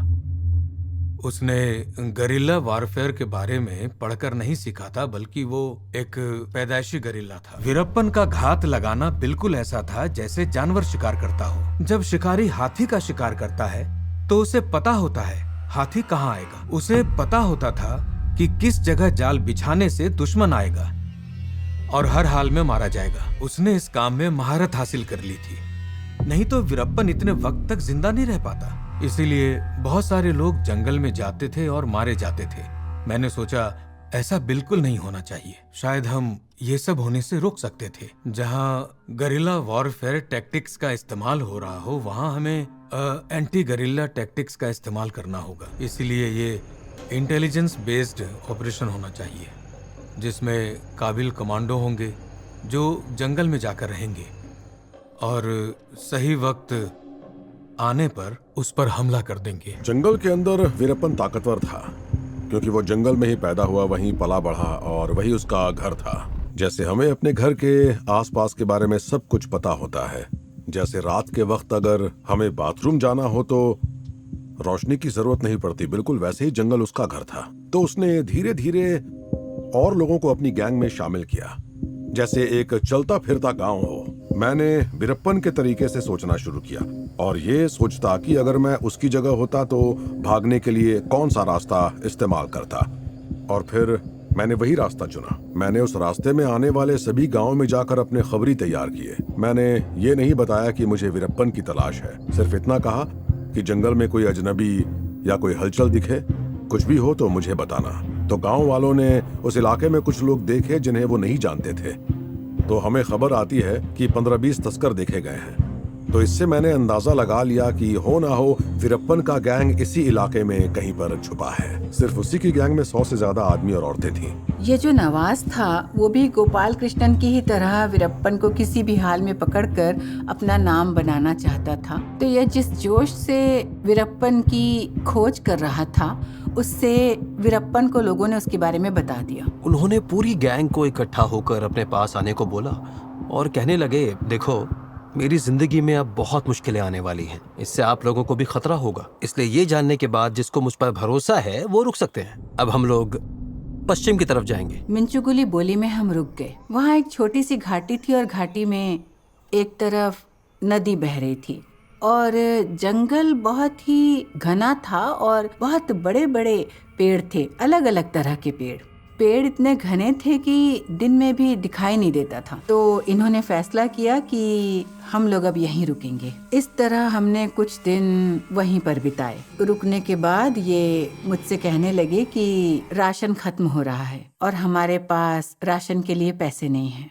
तो वो पैसों का इंतजाम करने के लिए गए और मुझे चिंता होने लगी कि मुझे कुछ दिन उनके बिना ही जंगल में रहना पड़ेगा। उन्हीं दिनों एक खबर मिली कि मिंचुगली इलाके में फीकल मैटर यानी इंसान का मलमूत्र मिला है। गांव वालों ने बताया चंदन के तस्कर होंगे। उन दिनों चंदन के तस्कर यहाँ बहुत ज्यादा घूमते थे। सोचा चंदन तस्कर होंगे? नहीं सर, चंदन की तस्करी करने वाले सिर्फ चावल खाते हैं और कुछ नहीं। और उनका वो फीकल मैटर मतलब मलमूत्र पीला होता है, लेकिन ये तो काला है। ये तो रागी खाने वाले लोग हैं जो वीरप्पन का गैंग ही खाता है। ये बात मैं यकीन से कह सकता हूँ। मिंचुगली बहुत बड़ा इलाका था जो 2-3 पहाड़ों के बीच में था। वीरप्पन को यकीन था कि पुलिस इतने घने जंगल के अंदर कभी नहीं आएगी। वो आराम से वहाँ घूमता फिरता था, सोचता था पुलिस यहाँ कहाँ आएगी। उसने गलती कर दी, वहाँ घर बना लिए। हमने एक दिन में टीम तैयार की और सुबह सुबह निकल गए। कर्नाटक टीम, बीएसएफ और तमिलनाडु टीम अब एक साथ मिलकर काम कर रहे थे। सुबह का वक्त था, एक कतार में चल रहे थे और हम धीरे धीरे उस जगह की तरफ बढ़ रहे थे। हमने देखा 2 औरतें शायद रागी पीस रही थी, 4 लोग चेस खेल रहे थे। वो जगह काफी सेफ लग रही थी। एक चौकी कमजोर थी, वहाँ का पहरेदार एक छोटा लड़का था। ये इंडिया टुडे पर भी आया था। वो लड़का गालियां दे रहा था, हरामजादे मुझसे पंगा लेंगे। कैंप की तरफ बड़बड़ करता हुआ जा रहा था। दूसरे पहरेदार ने उससे पूछा, ओए क्या हुआ? वो अकड़ कर बोला, पुलिस आ रही है, वो आकर हमारा क्या बिगाड़ लेंगे। दूसरे को यकीन ही नहीं हुआ। अरे क्या बोल रहा है? अरे हाँ, वो वहाँ ऊपर से आ रहे हैं, उसने कहा। जब उन्होंने देखा तो वाकई तकरीबन 150-200 पुलिस वाले आ रहे थे। और फिर अचानक वो सब चौकन्ने हो गए। सब आवाजें निकालने लगे, जैसे कि जंगल में जानवर आवाजें निकालते हैं। फिर उन्होंने भागना शुरू कर दिया। ये सब बीएसएफ वालों ने नोटिस किया, जो जंगल में थोड़ी ऊंचाई पर मौजूद थे। तो उन्होंने फिर फायरिंग शुरू कर दी। जब उन्होंने गोली चलाई तो मैं अंदर तक बुरी तरह से हिल गई। मैं सुन्न पड़ गई और कुछ बोल नहीं पाई और मेरा दिल जोर जोर से धड़कने लगा।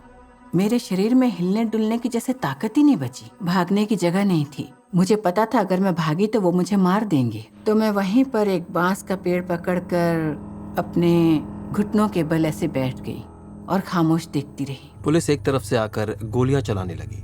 गोलियों की आवाज सुनकर गैंग के लोग बदहवास होकर इधर उधर भागने लगे और इस तरह से हम सब लोग अलग अलग हो गए। हम वो जगह देखकर हैरान रह गए। वो लोग सब कुछ तरीके से करते थे। हर चीज तरीके से स्टॉक की गई थी, यहाँ तक कि मिठाई भी, जांगीरी, जलेबी और खाने पीने का सामान सब बहुत ही सफाई से बोतलों में रखा हुआ था। उसकी बीवी शैम्पू इस्तेमाल करती थी और फेयर एंड लवली की बहुत सारी ट्यूब्स भी रखी हुई थी। और थोड़ी ही देर में पुलिस वालों ने हमें चारों तरफ से घेर लिया था। वो आकर मुझसे पूछने लगे कि क्या तुम ही मुथु लक्ष्मी हो?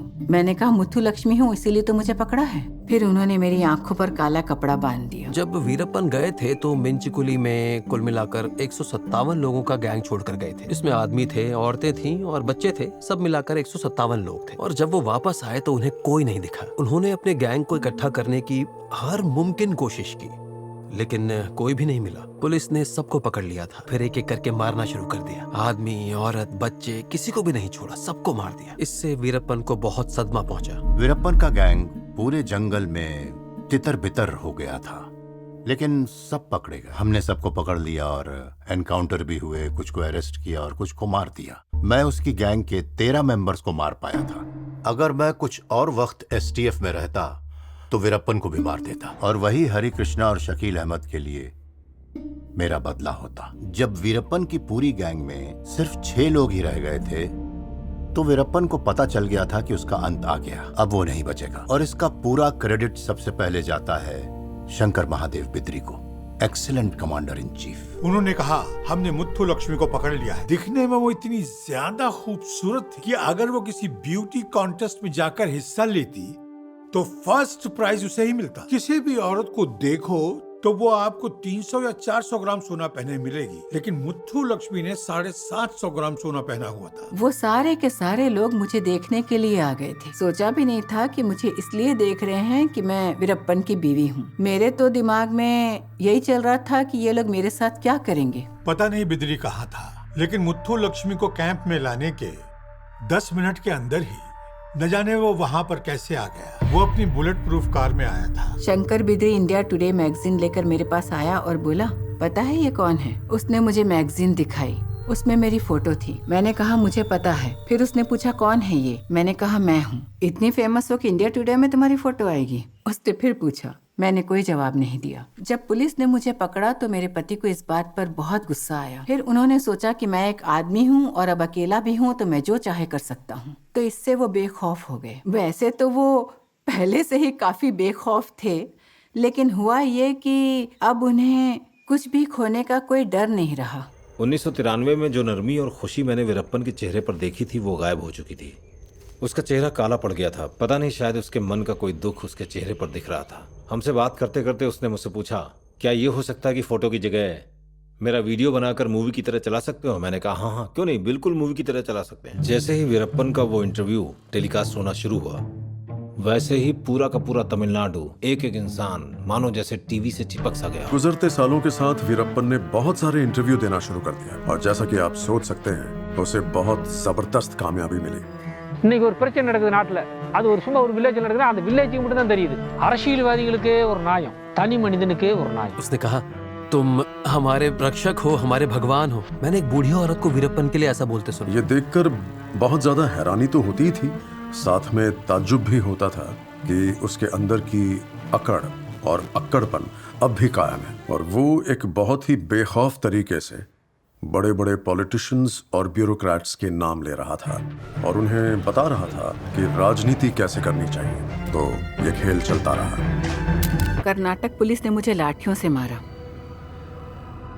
यहाँ तक कि मेरे दोनों घुटने भी तोड़ दिए। मेरे दोनों हाथ ऐसे पीछे बांधकर वो लोग मुझे छत से उल्टा लटका दिया करते थे। जहाँ से मेरे बच्चे मेरा दूध पीते थे वहाँ वो लोग मुझे इलेक्ट्रिक शॉक देते थे। यहाँ तक कि उन्होंने एक आदमी से मेरे गुप्तांग पर भी इलेक्ट्रिक शॉक दिलवाए।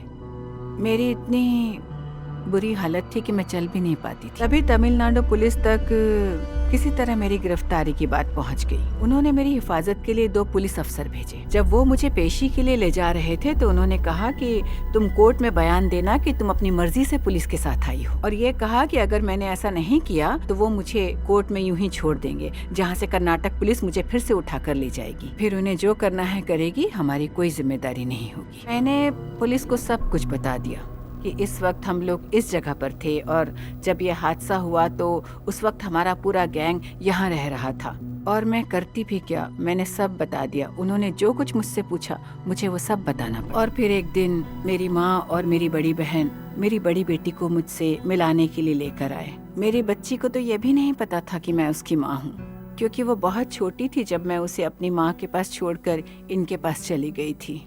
तो मैंने उससे पूछा कि तुम्हें नहला दूं, तो उसने कहा हाँ नहला दो। तो मैं उसे बाथरूम में लेकर गई और उसे नहलाया। उसे देखकर लगा वो दिन भर कीचड़ में खेली होगी, तो उसके शरीर और बालों तक में कीचड़ लगा हुआ था। उसे इस हाल में देखकर मुझे बहुत बुरा लगा। मैं अपने पति के साथ रहना चाहती थी, लेकिन मैंने फैसला किया कि अब मैं अपने बच्चों के साथ रहूंगी। इस पूरी कहानी से ये पता चलता है कि इस इंसान की सोच क्या है। वीरप्पन का दिमाग कुछ अलग तरीके से चलता था, जिसके बारे में कोई भी दूसरा शायद कभी अंदाजा भी नहीं लगा सकता था। उसका गैंग तकरीबन खत्म हो गया था। उसके ज्यादातर लोग या तो अरेस्ट हो गए थे या फिर मारे गए थे। उसकी तरफ से हिंसा और तबाही का जो तांडव था वो बंद हो गया था। सब कुछ शांत हो गया था। उससे लोगों में बेचैनी बढ़ गई थी। बहुत ही तनाव वाला माहौल था। 2 साल तक वीरप्पन का चुप बैठ जाना हमारी समझ से बाहर था। हमें लगता था कि ये किसी तूफान के पहले की खामोशी है। वो किसी तैयारी में था। वो कुछ बड़ा करने की सोच रहा था। हम लोगों को चे गेवारा लिटरेचर का एक ट्रांसलेट किया हुआ वर्जन मिला, तो हम समझ गए कि वीरप्पन और इस मिलिटेंट ग्रुप के बीच बातचीत हो रही है। जब सरकार और मीडिया किसी को एक मुजरिम की तरह पेश करती है, कोई भी जानने की कोशिश नहीं करता कि इस जुर्म के पीछे की असली वजह क्या है और उसने ये जुर्म किस लिए किया है। सबसे अहम ये जानना है कि वो एक पेशेवर मुजरिम है या उसे जुर्म करने पर मजबूर किया। पूरे तमिलनाडु में वीरप्पन को एक बहादुर, बहुत ही समझदार, एक जादूगर और खतरों से खेलने वाला इंसान माना जाता था। एक ऐसा इंसान जो इंसाफ के लिए लड़ रहा था। और उसे मिलने के बाद हमें ये पता चला कि इस बात में सच्चाई है। जब पहली बार हम लोग वीरप्पन से मिले तो उन्होंने हमें बताया कि वो इस बात से बहुत दुखी हैं कि अपने लोगों के लिए वो कुछ नहीं कर सके और मासूम लोगों की जिंदगियां बचाने में नाकाम रहे। तो पहली मुलाकात में हमें समझ आ गया कि इनका मकसद तो सही है, बस इन्हें कोई सही राह दिखाने वाला चाहिए। हम लोगों की एक संस्था थी, हमारा एक कोड था, जीवन शैली थी और हमारा एक मार्गदर्शन भी, जिसका नाम था तमिलनाडु लिबरेशन आर्मी। हमारा मकसद था तमिल लोगों के हक के लिए लड़ना, अपनी भाषा के लिए लड़ना, अपनी संस्कृति, अपनी सभ्यता के लिए लड़ना, जो कि धीरे धीरे बर्बाद की जा रही थी। तमिल लोगों के साथ जो भी नाइंसाफी हो रही थी उसके लिए हम लड़ रहे थे। हमारी भी कुछ राजनीतिक जरूरतें थी जिन्हें पूरा करना था। तो हमें ऐसा लगा कि अपने मकसद को हासिल करने के लिए, अपने ऑपरेशन को अंजाम देने के लिए वीरप्पन के जंगल हमारे बहुत काम आ सकते हैं। वीरप्पन को हमारा काम करने का तरीका और आइडिया बहुत ही अच्छा लगा। तो हमने उन्हें आज तक दुनिया में अलग अलग वक्त में हुई अलग अलग क्रांतियों और उनके लीडर्स के बारे में कुछ किताबें दी और उन्हें तैयार करना शुरू की। प्रभाकरन की जिंदगी और उनकी लड़ाई का मकसद, चे गेवारा क्रांति का इतिहास, Fidel Castro, Karl Marx, Lenin, Mao Zedong और हो ची मिन्ह। हमने कहा अगर आपको अपने लोगों के लिए कुछ करना है तो इन लीडर्स की तरह बनना होगा। अगर लीडर बन जाएंगे तो आपकी जिंदगी हमेशा के लिए बदल जाएगी। हमें उनमें बहुत से बदलाव देखने को मिले। उन्होंने अपनी जिंदगी में जो कुछ भी किया था वो उसे छोड़कर उसकी जगह कुछ नया और कुछ क्रांतिकारी करना चाहते थे। पुख्ता खबर मिली थी कि वीरप्पन ने कहा है, मैं एक आदमी को उठाऊंगा। अगर मैं कामयाब हो गया, दोनों राज्यों के चीफ मिनिस्टर यानी कर्नाटक के और तमिलनाडु के, वो दोनों मेरे सामने घुटनों पर आ जाएंगे। अपने सीनियर ऑफिसर को बोला कि सर, मुझे ऐसा लगता है कि वो किसी बड़े आदमी को अगवा करने की सोच रहा है। वो हंसने लगे और कहा, करने दो अगवा, जैसे कि उन्हें इस बात की कोई फिक्र ही नहीं थी। उन्होंने इस बात को बहुत हल्के में लिया और कहा कि करने दो अगवा, तभी सरकार को एसटीएफ की अहमियत पता चलेगी। 30 जुलाई 2000 की रात को राजकुमार जी अपनी पत्नी के साथ खाना खाने के बाद सोने के लिए अपने कमरे में जा रहे थे कि तभी वीरप्पन घर में दाखिल हुआ, हमेशा की तरह अपने कंधे पर गन लटकाए हुए। उसे देखकर वहां पर मौजूद सारे लोगों को जैसे सांप सूंघ गया और देखते ही देखते वीरप्पन, एक महान सुपरस्टार, एक महान हस्ती, डॉक्टर राजकुमार को लेकर रात के अंधेरे में जंगल में गायब हो गया। निन्ने रात्रि 9:30 ಗಂಟೆ ಹೊತ್ತಿಗೆ ಡಾಕ್ಟರ್ ರಾಜ್ಕುಮಾರ್ ಅವರು ತಮ್ಮ ರಾತ್ರಿ ಊಟವನ್ನು ಮುಗಿಸಿ ಸಂದರ್ಭದಲ್ಲಿ ವೀರಪ್ಪನ್ ಆ ಫಾರ್ಮ್ ಹೌಸ್ ಅನ್ನು ಸುತ್ತುವರಿದು Chief Minister announced that on Sunday night at 9:30 p.m. Dr. Rajkumar and 3 of his associates, Mr. S.A. Govindraj, Mr. Nagesh and Mr. Nagappa, were kidnapped from their farmhouse in Tamil Nadu. और उधर कर्नाटक की राजधानी बेंगलोर में ये खबर जंगल की आग की तरह फैल रही थी। मोबाइल और लैंडलाइन नेटवर्क 2-3 घंटे के लिए जैम कर दिए गए थे। लोग एयरपोर्ट, रेलवे स्टेशंस और बस स्टेशंस पर फंसे रह गए क्योंकि पूरा का पूरा शहर जैसे रुक सा गया था। ये कर्नाटक की हिस्ट्री में आज तक की सबसे ज्यादा चौंका देने वाली वारदात थी, क्योंकि ये खबर जुड़ी थी राजकुमार से, कर्नाटक सिनेमा जगत के एक मशहूर सुपरस्टार, जिन्हें दर्शकों ने सालों तक इज्जत, सबसे ज्यादा सराहे जाने वाले दिग्गज कलाकार, ऐसे कलाकार जो कई दशकों से कर्नाटक के हर दिल पर राज कर रहे थे। ऐसे प्यारे और सालों तक अपने दर्शकों को बेशुमार खुशी देने वाले इंसान का बहुत ही खतरनाक तमिल बोलने वाले बागी वीरप्पन के हाथों अगवा हो जाना कर्नाटक के लोगों को कतई मंजूर नहीं था। सबसे पहली बात जो चीफ मिनिस्टर ने मुझसे कही थी वो थी, मिस्टर राकेश, अब हमें क्या करना चाहिए। मैं उनके चेहरे पर गहरे दर्द की झलक साफ साफ देख पा रहा था। मैंने उन्हें ये सलाह दी कि हमारे एनएसजी के कमांडोज की मदद से, यानी नेशनल सिक्योरिटी गार्ड कमांडोज के साथ वीरप्पन पर सर्जिकल स्ट्राइक करके राजकुमार जी को छुड़वा सकते हैं। उन्होंने पूछा, सच सच बताना, इसमें राजकुमार जी की जान को कितना खतरा हो सकता है। मैंने कहा, चाहे हम कितनी भी एहतियात बरत लें, लेकिन फिर भी इस ऑपरेशन में उनकी जान को कम से कम 20% का खतरा तो है ही, इतना रिस्क लेना ही होगा। उन्होंने कहा, मैं नहीं चाहता कि राजकुमार जी की जान को 1% का भी खतरा हो। Veerappan carries out his most daring hostage drama. The state of Karnataka is up in flames as protests break out. शहर में हर तरफ आक्रोश फैल गया था। There is no getting away from the fact that it's the lack of political will on both sides of the border that has resulted in this present hostage crisis. और सरकार सब पर तलवार लटक रही थी। As of now, government has its own strategy. Government has worked out some kind of a strategy. उन्हें ये बिल्कुल भी समझ नहीं आ रहा था कि इस मामले को कैसे सुलझाया जाए, तो सरकार ने बहुत ही फूंक फूंक कर कदम रखना शुरू किया। और सबसे पहला काम उन्होंने ये किया कि उस इलाके से एसटीएफ को तुरंत हटा लिया। वीरप्पन पूरी तरह हावी था। उसने अपनी मांगे रखना शुरू किया और उसकी पहली मांग थी कि किसी एमिसरी को बातचीत के लिए तुरंत भेजा जाए। कर्नाटक के उस वक्त के मुख्यमंत्री एसएम कृष्णा उसी वक्त तमिलनाडु की राजधानी चेन्नई पहुंच गए, मुख्यमंत्री करुणानिधि से बातचीत करने के लिए। I have come here with a special request to the Honorable Chief Minister to send the emissary on our behalf and to find out what we want. News coming in from Chennai that R.R. Gopal, the editor of the magazine Nakiran, has been chosen as the emissary to meet Veerappan. Nakkheeran Gopal की वीरप्पन से पहले ही थोड़ी बहुत जान पहचान थी। उन्होंने कुछ साल पहले अगवा हुए 9 फॉरेस्ट ऑफिसर्स को वीरप्पन से छुड़वाने में अहम किरदार निभाया था।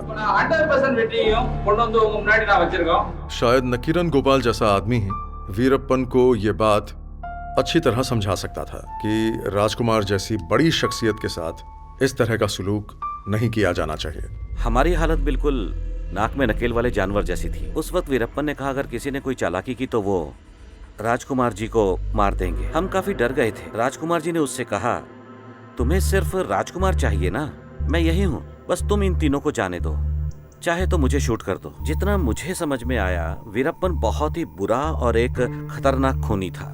डर के मारे हम पूरी रात सो नहीं पाते थे कि कहीं वो कुछ कर न दे। रात में वीरप्पन को न्यूज सुनने की आदत थी।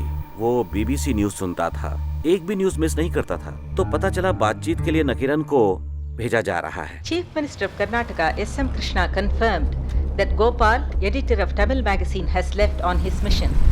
तो सरकार ने वीरप्पन से बातचीत करके राजकुमार जी और उनके साथियों को छुड़वाने का फैसला किया और इस काम के लिए हमारी मैगजीन टीम को उसके पास भेजा गया। उस दिन इतनी जोर से बारिश हो रही थी कि कुछ भी नजर नहीं आ रहा था। हम 24 घंटे डरे रहते थे, बिजली कड़कना, वहाँ हजारों की तादाद में हाथी थे। राजकुमार ऐसे खतरनाक इलाके में कैसे रह पाएंगे? बूढ़े हो रहे थे, 71 साल की उम्र थी उनकी।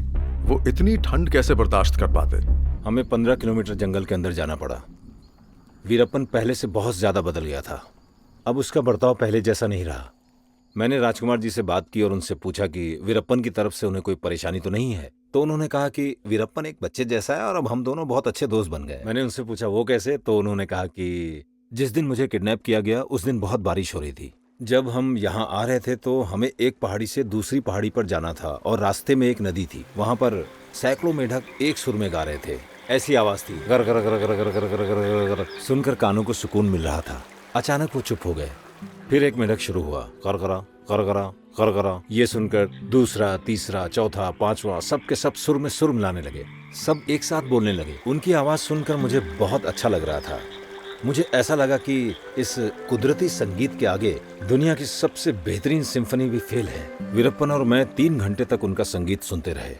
ये एक ऐसा तजुर्बा था जो मुझे पहले कभी नहीं हुआ था। मुझे इतना सुकून अपनी जिंदगी में कभी नहीं मिला। और फिर अगली सुबह वीरप्पन ने राजकुमार जी को छोड़ने के लिए सरकार के सामने अपनी 10 शर्तें रखी। मुझे कुछ समझ नहीं आया और मैं वापस भागा। शुरुआत में वीरप्पन ने जिन्हें अगवा किया था वो थे फॉरेस्ट ऑफिसर्स, फोटोग्राफर्स या फिर टूरिस्ट्स, ये सोचकर कि शायद वो अहम लोग होंगे। लेकिन फिर उसे समझ में आया कि इन्हें अगवा करने से उसे कोई फायदा नहीं होगा, क्योंकि वो सब के सब आम लोग थे। लेकिन वीरप्पन जानता था कि राजकुमार जी के लिए दोनों राज्यों के मुख्यमंत्री उसके सामने घुटनों पर आ जाएंगे। The brigade has made demands and has set a deadline for the 19th of this month. The demands include adequate compensation to Tamil victims of the 1991 Kaveri riots, fixed minimum wages for coffee and tea plantation workers, and the inauguration of the statue of Tamil saint poet Tiruvalluvar in Bangalore. उसकी ज्यादातर मांगें ऐसी थीं जिनके पीछे राजनीतिक सोच थी, जिसमें तमिल लोगों की तरफ झुकाव साफ साफ दिखाई दे रहा था, जो कि थोड़ी चिंताजनक बात थी। सैकड़ों सालों से तमिलनाडु और कर्नाटक के लोगों के बीच एक तरह का तनाव चलता आ रहा है, जिसका दोनों तरफ के कुछ राजनैतिक मौकापरस्त लोगों ने अपने स्वार्थ के लिए फायदा उठाया है। इसी वजह से मसले कभी खत्म नहीं हुए। और ये बिल्कुल साफ साफ दिख रहा था कि कुछ ऐसे लोग हैं जो वीरप्पन को तमिलों की आवाज बनाकर पेश कर रहे थे। ये मामला बहुत ही पेचीदा बनता जा रहा था। सन 1983 में जब मैं 9वीं क्लास में पढ़ता था, उस वक्त श्रीलंका में जात पात के नाम पर तमिल मूल के लोगों पर बहुत जुल्म होते थे और वहाँ दंगे और हत्याएं होना आम बात थी, और इसका तमिलनाडु पर बहुत बुरा असर पड़ता था। और इन परेशानियों को सिर्फ एक ही तरीके से खत्म किया जा सकता था, और वो था एक आत्मनिर्भर और आजाद देश, एक तमिल देश।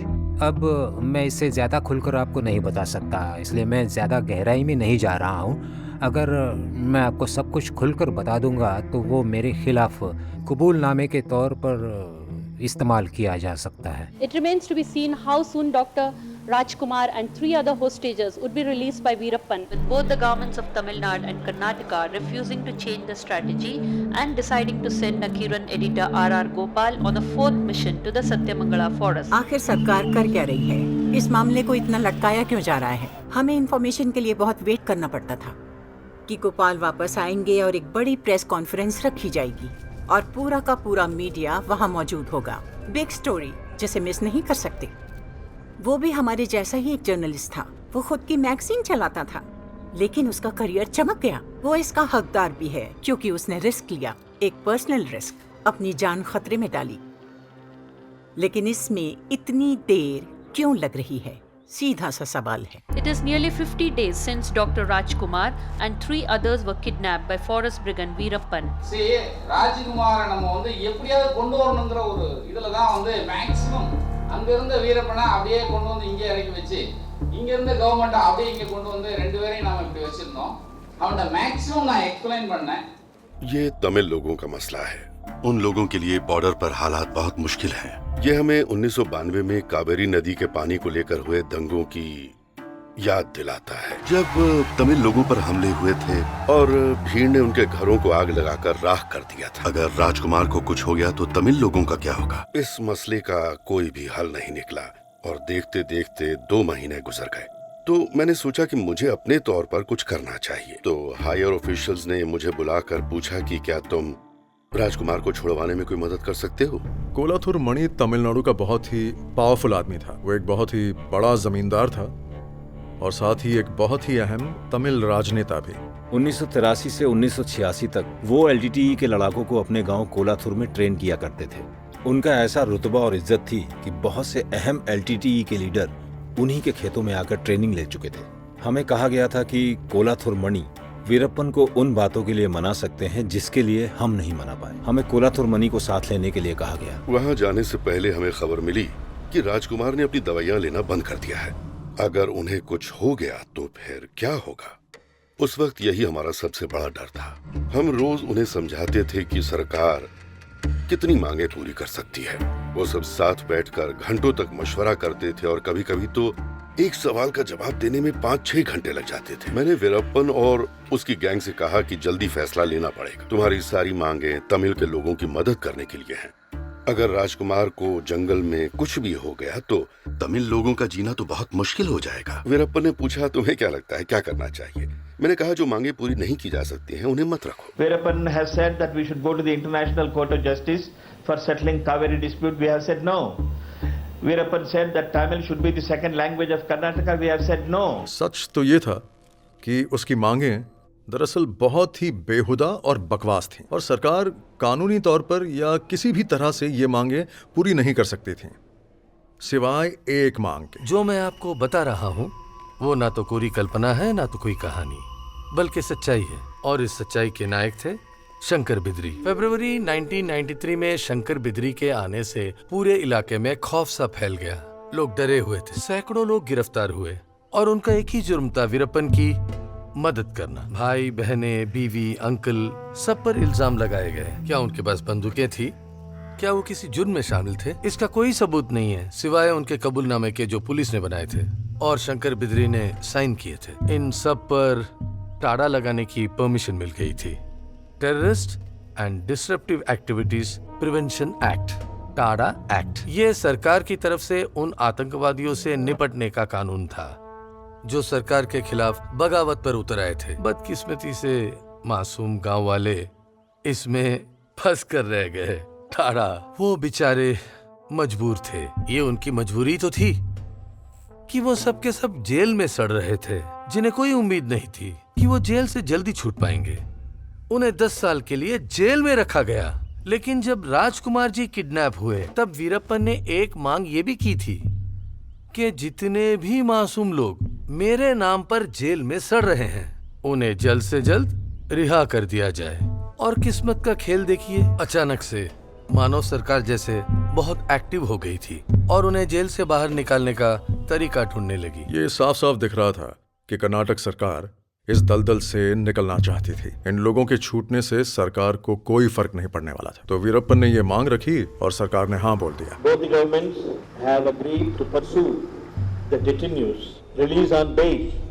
सबको राजकुमार के अगवा केस में दिलचस्पी थी। उन सबके चेहरों पर इस बात की खुशी थी, जोश था और राहत थी कि राजकुमार रिहा होने वाले हैं। जब उनके छूटने की खबर सुनी तो हम लोग बहुत खुश थे। वीरप्पन के लोगों ने हमें बताया कि हमें कल छोड़ दिया जाएगा। उस दिन वो नकेरन को भेजेंगे और हमें छोड़ दिया जाएगा। उन्होंने कहा हमें कोई परेशानी नहीं है, हमारी कोई मांग भी नहीं है, हमारी बस यही एक मांग थी। उस दिन सब खुश थे और अच्छे मूड में थे। हमने सोचा चलो दिक्कत खत्म होने वाली है, हम घर जाने वाले हैं, अब कोई परेशानी नहीं होगी। वो लोग ये सोच कर खुश हो रहे थे कि आने वाले 1-2 दिन में उनकी रिहाई होने वाली है। वीरप्पन को ये सब बात पता थी। वीरप्पन एक थाली में थोड़ा सा पानी लाया, कुछ पत्तियां लाया और चीनी भी। हाथ से दबाकर उन पत्तियों का रस निकाल लिया। जब उसने पानी पर उन पत्तियों का रस डाला तो वो 10 मिनट में केक की तरह सख्त हो गया। उसने जंगल में करिश्मा करने वाली बहुत चीजें ढूंढ ली थी। मैं वो दिन कभी नहीं भूल सकता, क्योंकि जरूर उनके दिमाग में ये चल रहा होगा कि उन्होंने ये लड़ाई जीत ली है। वो बहुत ही खास और कीमती पल था। वीरप्पन जिन्हें भी किडनैप करता था उनके पास में वो कभी सोता नहीं था, लेकिन हमारे पास सोता था। कहानी में एक ट्विस्ट आ गया। MM हिल्स के सब इंस्पेक्टर शकील अहमद के पिता श्री अब्दुल करीम ने अचानक एक दिन सुप्रीम कोर्ट में जाकर अपील फाइल कर दी कि मैंने इन लोगों की वजह से अपना बेटा खो दिया। राजकुमार जी को छुड़वाने के लिए जिस तरह से सरकार टाड़ा को हटाने की कोशिश कर रही है वो बिल्कुल गैर कानूनी है, इसलिए इसे रद्द करके तुरंत रोक दिया जाना चाहिए। All of the cases from the offenders was being made under the pressure of the brigand, a gunda, a daku. Such things will not be allowed. Ta-da के कैदियों को वापस बंद किया जा रहा है। सुप्रीम कोर्ट ने ऑर्डर दिया है कि उन्हें रिहा नहीं किया जाएगा। उसका बर्ताव पूरी तरह बदल गया। अपना गुस्सा रोक नहीं पा रहा था। वो जितना खुश था उतने ही गुस्से में आ गया। उसने अचानक खड़े होकर कहा, अगर राजकुमार को कुछ हो गया तो उसे फर्क नहीं पड़ता। उसने ऐसा पहले कभी नहीं कहा था। और उसका पूरा गैंग बोलने लगा, किसी एक को गोली मार दो। तालिबान ने भी फ्लाइट हाईजैक करके यही किया था। चलो वैसा ही करते हैं, चारों में से किसी एक को मारते हैं और दिखाते हैं उन्हें। नागप्पा डॉक्टर राजकुमार के साथ ही बंदी था। जब वीरप्पन ने कहा कि सरकार तभी सुनेगी जब मैं इन बंदियों में से किसी एक को मारूंगा, नागप्पा ने ये सुन लिया, सोचना शुरू कर दिया कि वो हम में से किसे मार सकता है।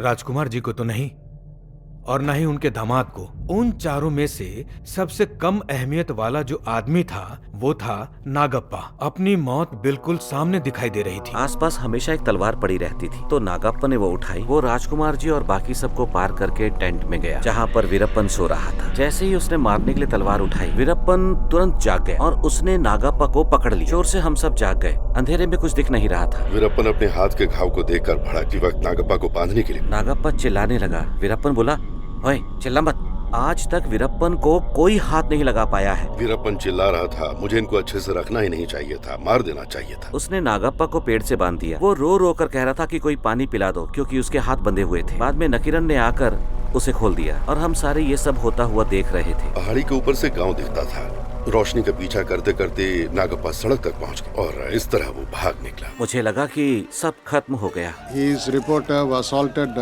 Veerappan with a sickle. His statement that he has attacked Veerappan is true. Rajkumar ji के घर वाले बहुत नाराज थे। उन्हें लगा कि वहां से नागप्पा के भाग जाने के बाद राजकुमार जी की जान को अब और भी ज्यादा खतरा है। वीरप्पन क्या करने वाला था कोई भी नहीं बता सकता। हमने तमिलनाडु के चीफ मिनिस्टर से कहा कि नागप्पा के वहां से भाग आने की वजह से मामला और ज्यादा पेचीदा हो गया है। वहां क्या होगा कोई नहीं बता सकता।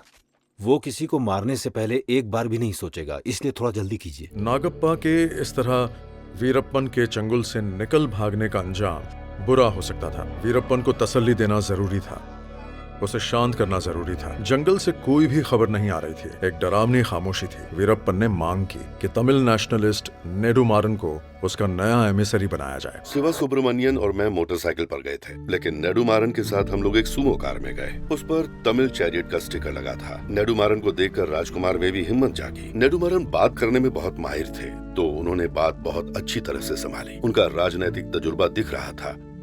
नेडुमारन ने उससे कहा, आजाद तमिलनाडु हम सब का सपना है, इसमें कोई दो राय नहीं, पर यह सपना तुम किडनैपिंग के बल पर हासिल नहीं कर पाओगे। शायद तुमने कुछ ज्यादा मांग, लेकिन अच्छी बात यह है कि तुम्हारी मांगे मशहूर हो गई हैं।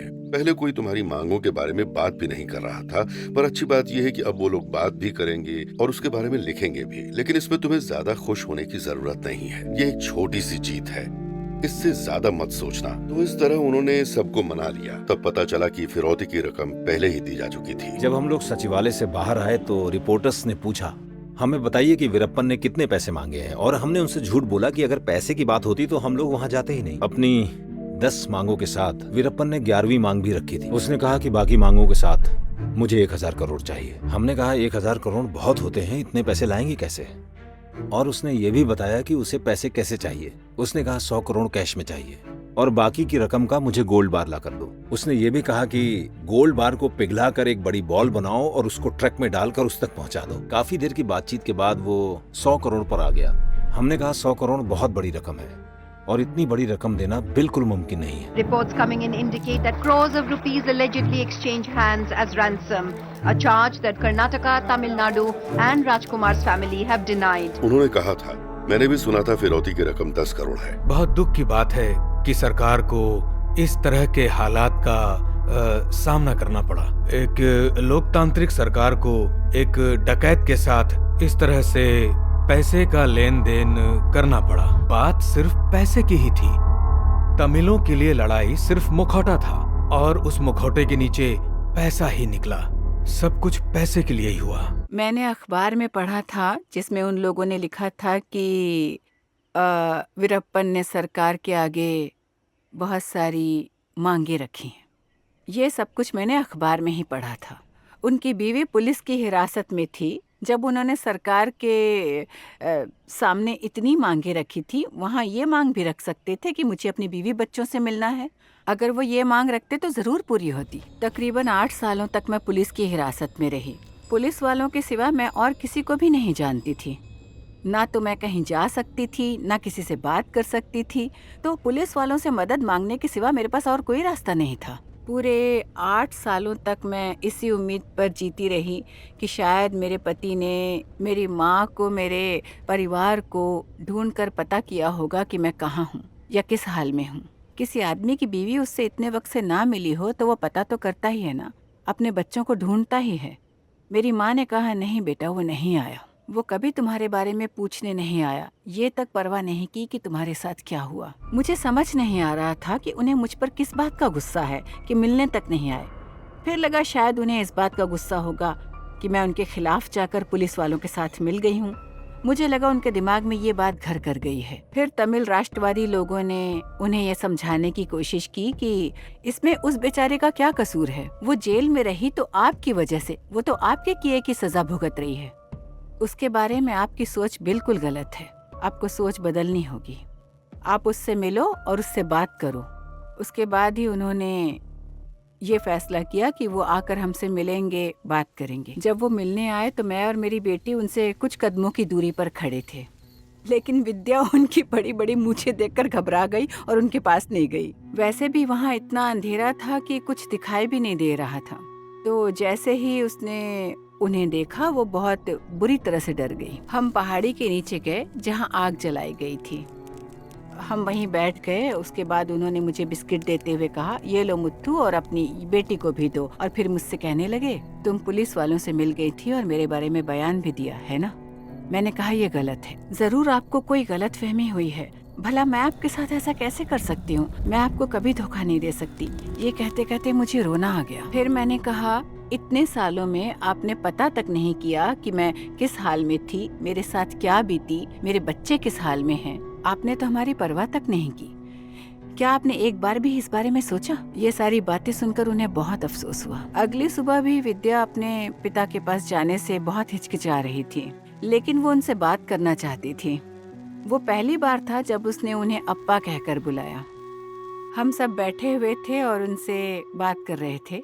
तभी विद्या उठकर अपने अप्पा के पास गई और उनकी गोद में सर रख के सो गई। और शायद यही बात उनके दिल को छू गई और उनके दिल में अपनी बच्ची के लिए प्यार जागा और उन्हें ये समझ में आया कि परिवार की क्या अहमियत होती है। परिवार के साथ मुलाकात ने उनकी सोच बदल दी थी और उनके अंदर अपने परिवार को लेकर नई सोच का जन्म हुआ। उन्होंने खुलकर मुझसे बात की, कहा मैं शांति की जिंदगी जीना चाहता हूँ, मैं अपने परिवार के साथ रहना चाहता हूँ। उन्होंने फैसला किया कि अब मैं चैन की जिंदगी जीऊंगा। अगर एक क्रांतिकारी के दिमाग में ऐसी बात आ जाए तो वो अपने मकसद से पीछे हट जाता है। जब दिमाग में परिवार की सोच हो तो इंसान कुछ करने से पहले अपने परिवार के बारे में सोचता है। उनके इस बदलाव के चलते हमने उनके साथ रिश्ता तोड़ने का फैसला किया। उनके हाव भाव से पता चलता था कि उनके मन में कितनी उथल पुथल थी। मुझे ऐसा लग रहा था कि जैसे मैं उन्हें मुश्किल में छोड़ रहा हूँ। मेरा दिल अंदर से दुखी था। मेरे दिमाग में बस यही चल रहा था कि उनकी आने वाली जिंदगी कैसी होगी। एक फाइटर जो लोगों के हक के लिए लड़ा, जिसने बॉर्डर की हिफाजत की, जैसे समाज ने एक वीर, एक बहादुर सिपाही खो दिया हो, जो लोगों के साथ कंधे से कंधा मिलाकर खड़ा हुआ, दूसरों के बारे में सोचा। ऐसा लगा जैसे समाज ने एक वीर योद्धा खो दिया हो। यह एक बहुत बड़ा झटका था। हम सब लोग बहुत दुखी थे। कुछ चीजें ऐसी होती हैं जिन्हें आदमी देखकर भी समझ नहीं पाता। ऐसा ही महसूस हुआ जब वीरप्पा ने हमें बताया कि उसने हेयर डाई तैयार की है ताकि राजकुमार को एक दूल्हे की तरह सजा कर विदा किया जाए। राजकुमार ने वीरप्पन के गले में एक हार डाला और कहा कि इससे सब बुरी बलाएं दूर रहेंगी। फिर उन्होंने वीरप्पन को तिलक किया और फिर वीरप्पन और राजकुमार दोनों एक दूसरे के गले लगकर रोने लगे। वापस आकर लगा जैसे हम स्वर्ग में आ गए हों। क्या ये सच है?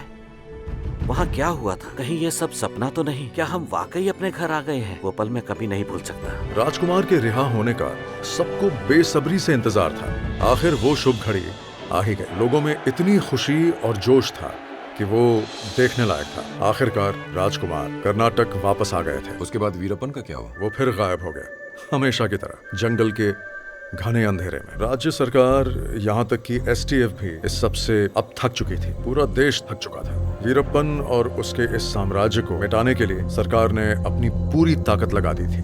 वो वीरप्पन को खत्म करने के लिए अब कुछ भी करने को तैयार थे। அன்பு மனைவிக்கு ஆசையும் பாசமும் நிறைந்த என் அன்பு மனைவி வந்து நீ கொடுத்த கேசெட் பூரா எப்பவுமே நீ எழுதி கொடுத்தீங்கன்னா ஒவ்வொன்றையும் ஒரு கேசெட் போட்டுனா 2 3 எனக்கு பேசி கொடுத்தா கூட 1 2 3 போட்டு கொடு.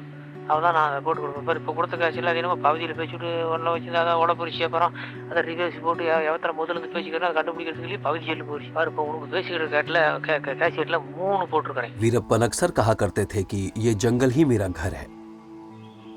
ये जंगल मुझे कभी धोखा नहीं देगा और मैं मरते दम तक इसी जंगल में रहूंगा। मैं यहाँ के हर पेड़ पौधे, हर एक पत्थर, हर एक पंछी, यहाँ तक कि उनके पूर्वजों को भी जानता हूँ। वो जंगल से रूहानी तौर पर जुड़े हुए थे। पूरे 30 साल तक ये जंगल ही उनका घर था, उनका सब कुछ था और उनके पास सारी सहूलियत थी। लेकिन उन्हें ये जंगल अपनी मर्जी से नहीं छोड़ना पड़ा, बल्कि हालात ही कुछ इस तरह के हो गए थे कि उन्हें यहाँ से जाना पड़ा। वो जब तक मेरे साथ थे मुझे अपने मन की हर बात बताया करते थे। वो अपने गांव जाना चाहते थे, अपने रिश्तेदारों के साथ रहना चाहते थे और वहीं मर जाना चाहते थे, और यही उनकी दिली तमन्ना थी। उन्होंने सरकार से दरख्वास्त भी की कि जेल में समय पूरा करने के बाद मुझे अपनी जिंदगी के आखिरी 5 साल मेरे गाँव में ही रहने दें। மன்னிப்பு கேட்டேன். இவங்க நெசமாலும் மன்னிப்பு கொடுப்பாங்களா அப்படின்னு தான் நான் இங்க இருந்து பார்த்துட்டு இருக்கிறேன். उन्होंने अपने गांव वापस जाने की बहुत कोशिश की। वो आत्मसमर्पण कर भी देते, पक्का कर देते। कन्नड़ एक्टर राजकुमार अगवा नहीं होते। अगर वो आत्मसमर्पण कर देते तो उसके बाद जो कुछ भी हुआ उसे होने से रोका जा सकता था। मुझे तो ऐसा लगता है कि उनकी मौत रहस्यमयी और बहुत अजीब तरीके से हुई। राजकुमार जी के छूटने के बाद तमिलनाडु STF का एक इंस्पेक्टर मेरे घर पर आया। उसने कहा, तुमने हमें धोखा दिया है, हमसे बहुत कुछ छिपाया है। मैंने पूछा, क्या छिपाया है सर? बोला, तुम अपने पति से मिलने गई और हमें बताया भी नहीं। मैं उन्हें क्या जवाब देती? मैंने मान लिया और मैंने कहा, अगर मैं आपको बता देती तो क्या आप मुझे उनसे मिलने देते? पुलिस को बताए बिना मैं कहीं नहीं जा पाती थी। मैं ना किसी को जानती थी और ना ही किसी से बात कर पाती थी। हालात ही कुछ ऐसे हो गए थे कि मैं अपने परिवार वालों से भी बात नहीं कर पाती थी। बहुत मुश्किल वक्त था। मेरे पति जंगल में थे और मैं यहाँ बिल्कुल अकेली। तभी उन्होंने मेरे पास एक कैसेट भिजवाई और कहा कि मैं तुमसे और बेटियों से मिलना चाहता हूँ। அன்பு கணவர், நான் பேசுறேன் மாமுத்து. அதெல்லாம் பார்க்கணுன்னு எனக்கு என் மகளை பார்க்கணுன்னு ரொம்ப ஆவலமாக தான் இருக்குது. ஆனால் பார்க்கணும்னு எனக்கு பெரிய ஆவல், உயிரே அங்கே தான் இருக்குது. உங்கள்கிட்ட இன்னும் கேசட்டில் பேச இன்னும் பேசலாம்னே தான் இருக்குது. ஏன்னா அவங்க ஆவணம் எனக்கு அப்புறம். मैंने उनसे कहा कि पुलिस हम पर नजर रख रही है, अगर उनसे बचकर आ पाई तो बताती हूँ। इसके बाद उन्होंने मुझे कोयम्बतूर भेज दिया। जब हम वहाँ पहुँचे तो रात हो चुकी थी, तकरीबन 11 बजे थे। वो मुझे एक 2 माले की बिल्डिंग में ले गए। उन्होंने कहा, वहाँ एक माँ और बेटी रह रहे हैं। उन्होंने कहा, बताना मत तुम कौन हो, बस कह देना तुम्हारा पति दुबई काम करने के लिए गया हुआ है। उन्हें अपना कोई और नाम बताना, ये मत कहना कि तुम मुथु लक्ष्मी हो। उस औरत की बेटी का नाम प्रिया था। धीरे धीरे वो मेरी बहुत अच्छी दोस्त बन गई।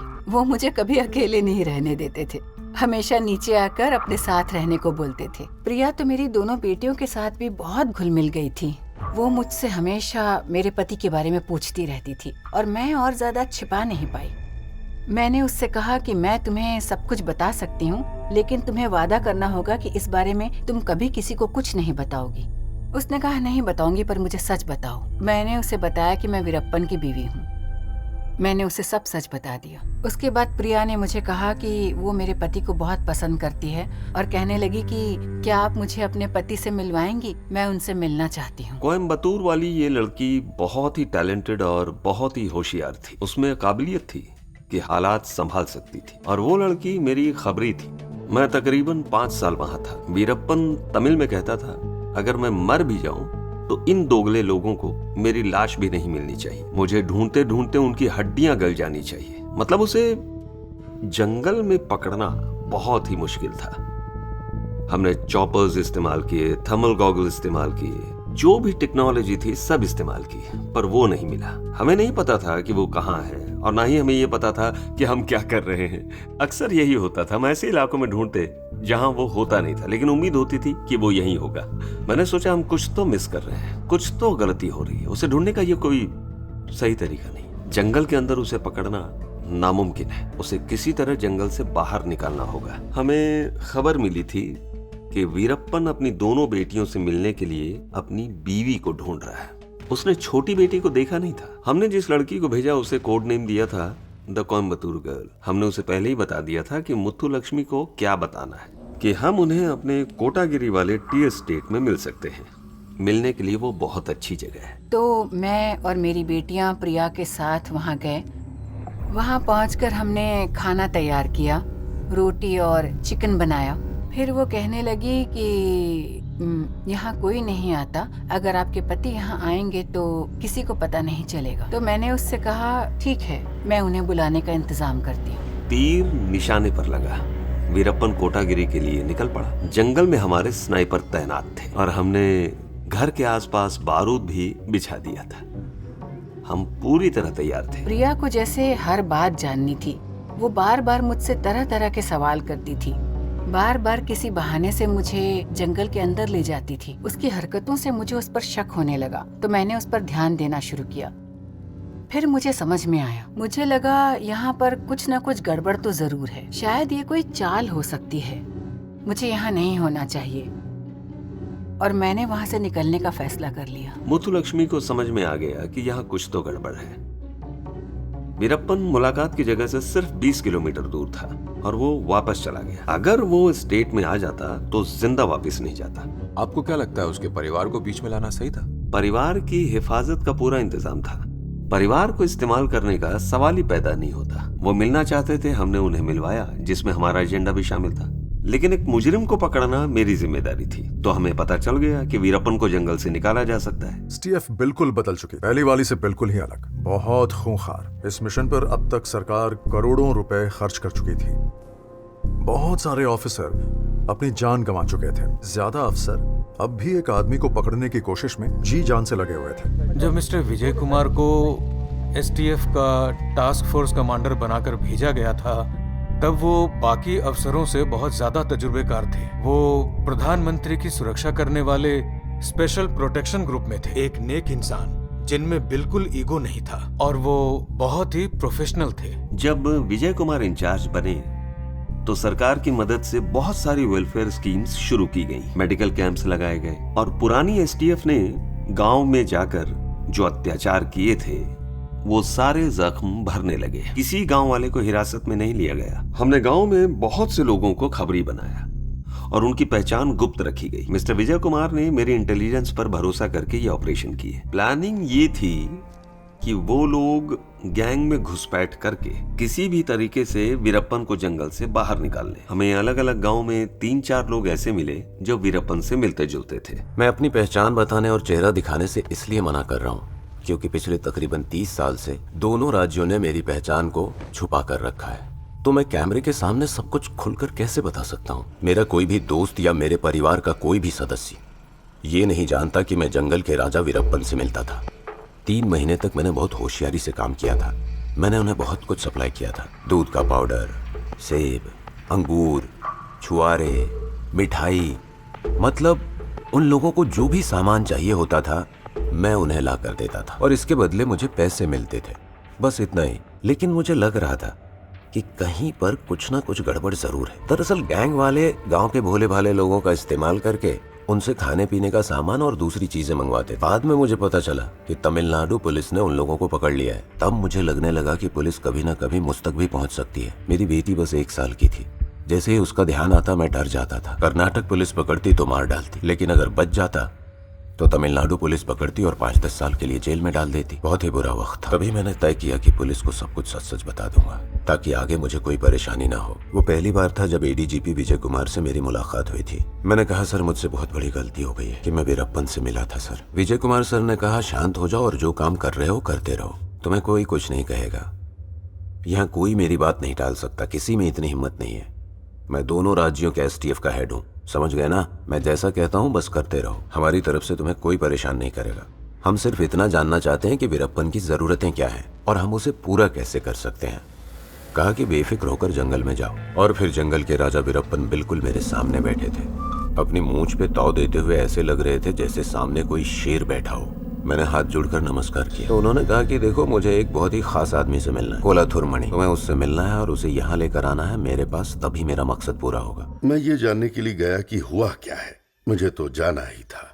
मेरे दिल में उसके लिए एक खास जगह थी। जब मैं कोलाथुर मणि को लेकर जंगल में पहुंचा तो जंगल के राजा वीरप्पन ने उन्हें कसकर गले लगाए। उसने ये खुलकर नहीं कहा, लेकिन शायद उसके सब्र का बांध टूट चुका था। अंदर से वो थक चुका था। शायद उसे लगता होगा हमारे पीछे हमेशा कोई ना कोई रहता है, हम हमेशा जगह बदलते हैं, लेकिन जहाँ भी जाते हैं वहाँ पुलिस आ जाती है। उसकी नजर भी कमजोर हो रही थी। उसे ऐसा लग रहा था कि ये सब उसके हेयर डाई लगाने की वजह से है। उसकी आंखों पर असर पड़ रहा है। उसे आंखों की सर्जरी करवानी थी। मैंने उसे बताया कि डॉक्टर्स को यहाँ लाना नामुमकिन है, तो उसे बाहर निकलना ही पड़ेगा। उसे मेडिकल प्रोसीजर के बारे में ज्यादा जानकारी नहीं थी, तो कहने लगा आंखों में से कुछ निकालना ही तो है, तो वो यहाँ भी निकल सकता है। तब उसने मुझे बताया कि वो ईलम जाना चाहता है। मैंने कहा, ये तो बहुत मुश्किल है। तुम आसानी से बाहर नहीं आ सकते, हर जगह पुलिस तैनात है। ऐसे मैंने उसे शांत करने के लिए कहा था और बात वहीं खत्म हो गई। फिर थोड़े दिनों बाद उसने मुझसे फिर से कहा कि भाई कुछ कर सकते हो तो करो। लोगों को इस प्लान के बारे में पता था? पता नहीं, हो सकता है लोगों को इस प्लान के बारे में पता चल गया। मैंने तुरंत ये बात पुलिस को बता दी। मेरी हालत उस भेड़िए जैसी थी जो दो शिकारियों के बीच में फंस गया हो। मैंने विजय कुमार सर से कहा कि वीरप्पन का दिल बच्चे जैसा है, उन्हें गलती से भी मत मारना। उन्होंने कहा यही तो उसकी खासियत है, अपने बच्चे जैसा दिल दिखाकर लोगों से अपना काम करवा लेता है। उसका ये बच्चों वाला बर्ताव देखकर धोखा मत खा जाना, वो बहुत शातिर है। मैंने कांपती हुई आवाज में कहा, सर मुझे बहुत डर लग रहा है, अगर उन्हें पता चल गया तो मेरा क्या होगा? तो उन्होंने कहा डरने की कोई बात नहीं है, सब ठीक जा रहा है, हम उसे पकड़ने ही वाले हैं। उसके अंदर कोई कमजोरी नहीं थी। वो ऐसा इंसान था जिसने कभी दारू तक नहीं पी और ना ही औरतों का शौक रखता था। भगवान से डरता था, ज्योतिष में विश्वास रखता था और अपने दिल की सुनता था। उसने अपनी जिंदगी में इतना खून देखा कि उसे किसी चीज का डर नहीं था। वो निडर था। अगर वो जंगल में रहता ना तो कोई भी उसे हाथ नहीं लगा पाता। दूसरे इंसान की कमजोरी को जानना ही स्ट्रेटेजी है। उसे 70% कैटरेक्ट था, रात को कहीं नहीं जा पाता था और यही सबसे बड़ी दिक्कत थी। दूसरा, उसे और ज्यादा हथियार चाहिए थे, जिसके लिए वो डीलर ढूंढ रहा था। अंत की शुरुआत थी। आमतौर पर मेरा खबरी हर 2-3 दिन बाद मुझसे मिलने आता था। सबसे अहम खबर जो उसने मुझे दी थी वो ये थी कि एक डीलर वीरप्पन को कुछ दिनों बाद हथियारों की सप्लाई करने जाने वाला था। हमने उस डीलर को पकड़ लिया और उसे अपनी टीम में मिला लिया। हमने उससे कहा कि प्लान के मुताबिक वो खबरी के जरिए ये सारे हथियार वीरप्पन तक पहुंचाए, लेकिन साथ ही उन्हें ये बताए कि ये हथियार उसे श्रीलंका के एलटीटी के खास आदमी ने दिए और उस खास आदमी का नाम है मुगिलन। मुगिलन कौन? एसटीएफ आज तक का सबसे बड़ा दांव लगाने जा रही थी। उन्होंने वीरप्पन से बात करने के लिए एक नए कैरेक्टर को जन्म दिया और ये नया कैरेक्टर मुगिलन वीरप्पन की हर जरूरत और ख्वाहिश पूरी कर सकता था और वही वीरप्पन का बचने का इकलौता तरीका भी था।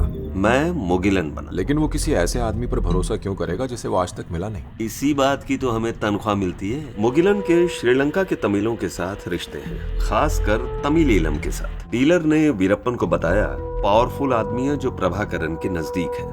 उसने ये भी कहा कि वो आपकी आंखों की बीमारी का इलाज भी करवा सकता है, आप मुगिलन से बात कीजिए। फिर उसके बाद उस डीलर को पकड़ लिया गया और उसे सजा हो गई। 3-4 महीने तक मैं उससे बात करता रहा। मैं उसे बाकी सामान के साथ साथ हथियार भी सप्लाई करता था। सारे हथियारों पर एलटीटी का ठप्पा होता था। हर हथियार और गोली पर उनका निशान होता था, तो उसे अच्छा लगता था कि उसे एलटीटी से हथियार मिल रहे हैं और हम उसके हथियार ठीक भी कर रहे थे। तो उसे पूरी तरह यकीन हो गया कि मैं तमिल ईलम ग्रुप का ही आदमी हूँ। फिर उसने मुझे अपने श्रीलंका आने के प्लान के बारे में बताया। उसे अपनी आंखों का इलाज करवाना था। मैंने उससे कहा कि उसे तमिल ईलम ग्रुप के लीडर से मिलवाऊंगा, जिससे वो काफी वक्त से मिलना चाहता था। तो आपने वीरप्पन को बेवकूफ बनाया? वीरप्पन को बेवकूफ बनाया? उसने भी तो यही किया। वो भी तो 20 साल से बना रहा था। हम वहाँ से बाहर निकलने ही वाले थे। हालात थोड़े ठीक भी होने लगे। उनका मानना था अगर हम श्रीलंका पहुँच गए तो कोई हमारा कुछ नहीं बिगाड़ पाएगा। हम एक परिवार की तरह रह पाएंगे और प्रभाकर भी हमारी मदद करेगा। क्या ये खबर प्रभाकर तक पहुंची? क्या ये खबर उन तक पहुंची और उन्होंने कुछ जवाब दिया? उन्होंने बताया कि प्रभाकर को पता है। प्रभाकर का मानना था कि उन्हें महफूज जगह पर होना चाहिए, क्योंकि इतने साल उन्होंने काफी तकलीफें उठाई हैं।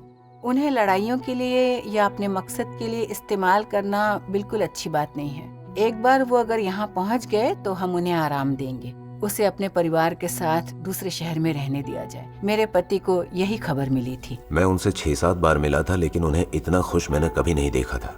उनकी मूंछ वैसी ही थी और हर बार की तरह हरी शर्ट और पैंट पहने हुए थे। उन्होंने मुझे गले लगाया और मेरे गाल को चूम लिया। उन्होंने लंबी सांस ली और मुझसे कहने लगे, तुमने मेरी परेशानियां खत्म करने में मेरी बहुत मदद की है। इतने सालों में आज तक मेरा कोई भी प्लान फेल नहीं हुआ है, लेकिन अब से तुम्हें और भी ज्यादा होशियार रहना पड़ेगा और ध्यान रहे कि किसी को भी इस बात का पता न चले। मैं दिल से चाहता था कि उन्हें कुछ ना हो। उन्होंने कहा, तंबी पता है पिछले कुछ दिनों से माँ काली मेरे सपने में आ रही हैं और मुझे कुछ चीजें बता रही हैं, जैसे चेतावनी दे रही हो। कभी कभी मुझे बहुत डर लगता है। मैंने उनसे कहा, अन्ना आप अपना ख्याल रखिए। तो उन्होंने कहा, कुछ बुरा होना है तो होने दो, वैसे भी एक ना एक दिन तो मुझे मरना ही है, लेकिन मैं बस इतना चाहता हूँ कि पुलिस के हाथों ना मरूं। और ये हमारी आखिरी बातचीत थी जो 13 अक्टूबर की रात को हुई थी। उस वक्त आपको कभी ऐसा नहीं लगा कि उन्हें सच बताना चाहिए? हाँ, 1-2 बार मन किया कि सच बता दूं।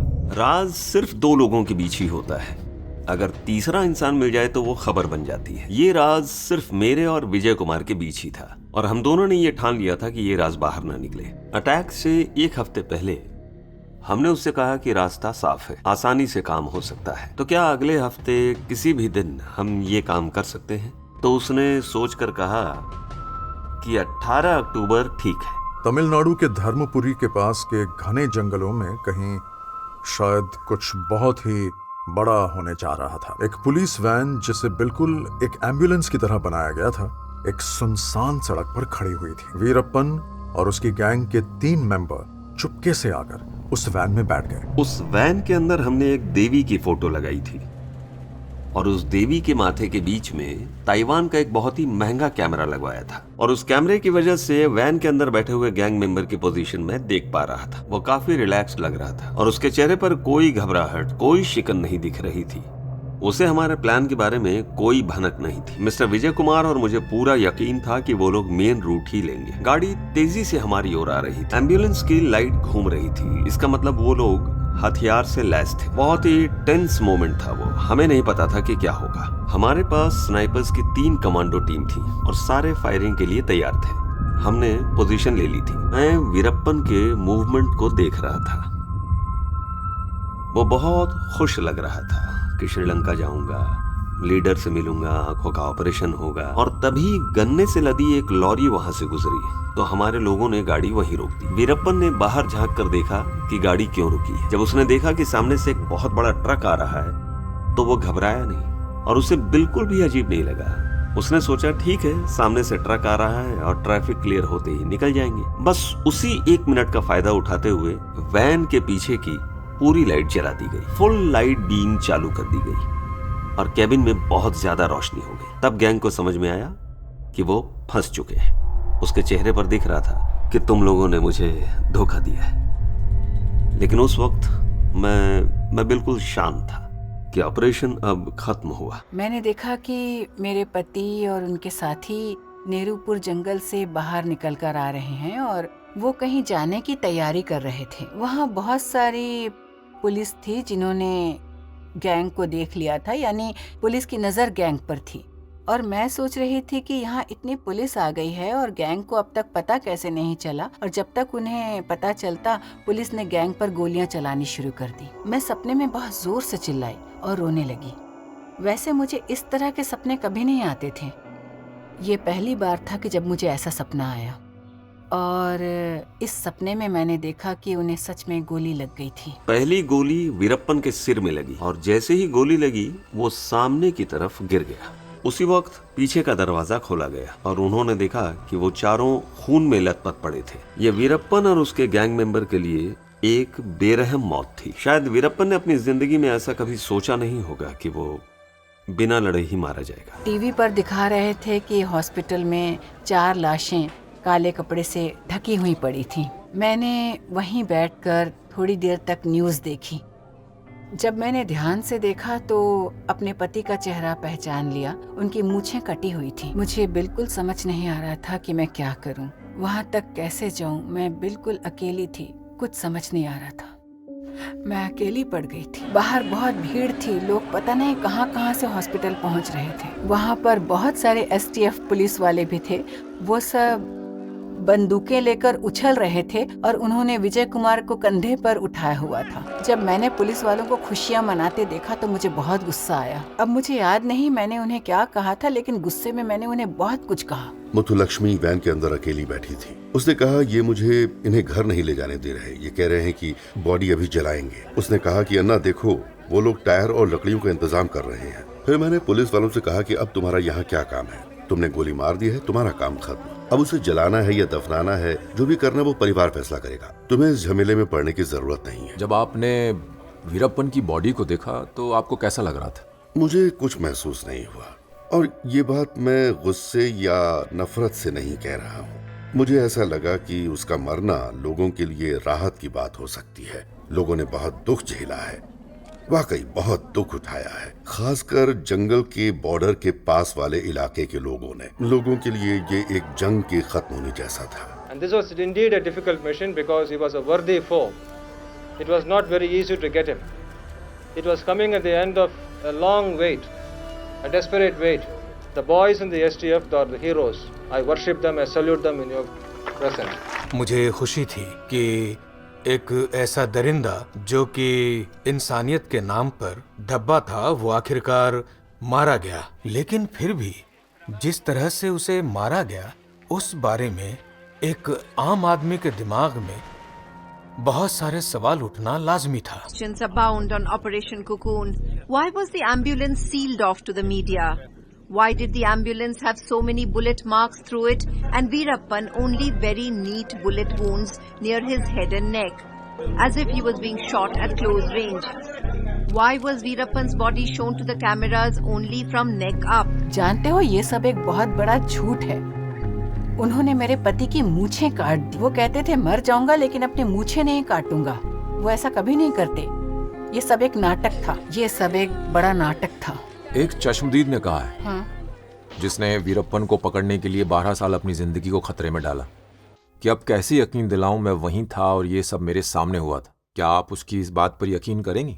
बिल्कुल नहीं, 100 साल में भी नहीं। 1999 से लेकर 2004 तक मैंने STF में काम किया। प्रेस के लोगों ने मुझसे पूछा था कि सर, ऐसा कहा जा रहा है कि आपने वीरप्पन को जहर दिया फिर उसके बाद बाहर निकाला। ऐसी बहुत सारी अफवाहें फैली। मैंने उनसे 3 सवाल पूछे। पहला, क्या वीरप्पन मारा गया या नहीं? सबने कहा कि हाँ, वीरप्पन मारा गया। सब मानते हैं वीरप्पन की मौत की वजह STF है। इसमें कोई शंका नहीं? सर, कोई शंका नहीं है। STF की वजह से ही वीरप्पन मारा गया। इसके बीच में आप कोई भी कहानी लिखिए, मुझे कोई दिक्कत नहीं है। मैं ना तो आपकी कहानी को मानूंगा और ना ही मैं मना करूंगा। जो आपके दिल में आए वो लिखिए। मेरा कहना था कि STF को एक टास्क दिया गया था पूरा करने के लिए, और वो पूरा हो चुका है और मामला खत्म हो गया है। अपनी जिंदगी के 7 साल मैंने जंगल में बिता दिए।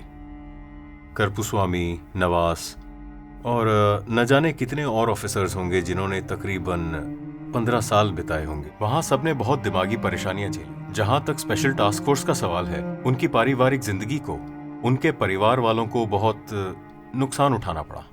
उन्होंने बहुत झेला। हमने अपनी जान पर खेल कर ये काम, और बहुत से ऑफिसर जानते थे कि उनकी जान को खतरा है, लेकिन फिर भी पूरी फोर्स पर आरोप लगाए गए थे। और फिर मिस्टर शंकर बिद्री पर सवाल उठाए गए। शंकर बिद्री ने कहा, सर, इस ऑपरेशन में जो भी अच्छी बातें हुई हैं उसका पूरा का पूरा क्रेडिट सिर्फ मेरी टीम को जाता है। अगर आपको कोई गलतियां दिखेंगी और आप कहेंगे कि ये मेरी गलती है, उसकी पूरी जिम्मेदारी मैं लूंगा।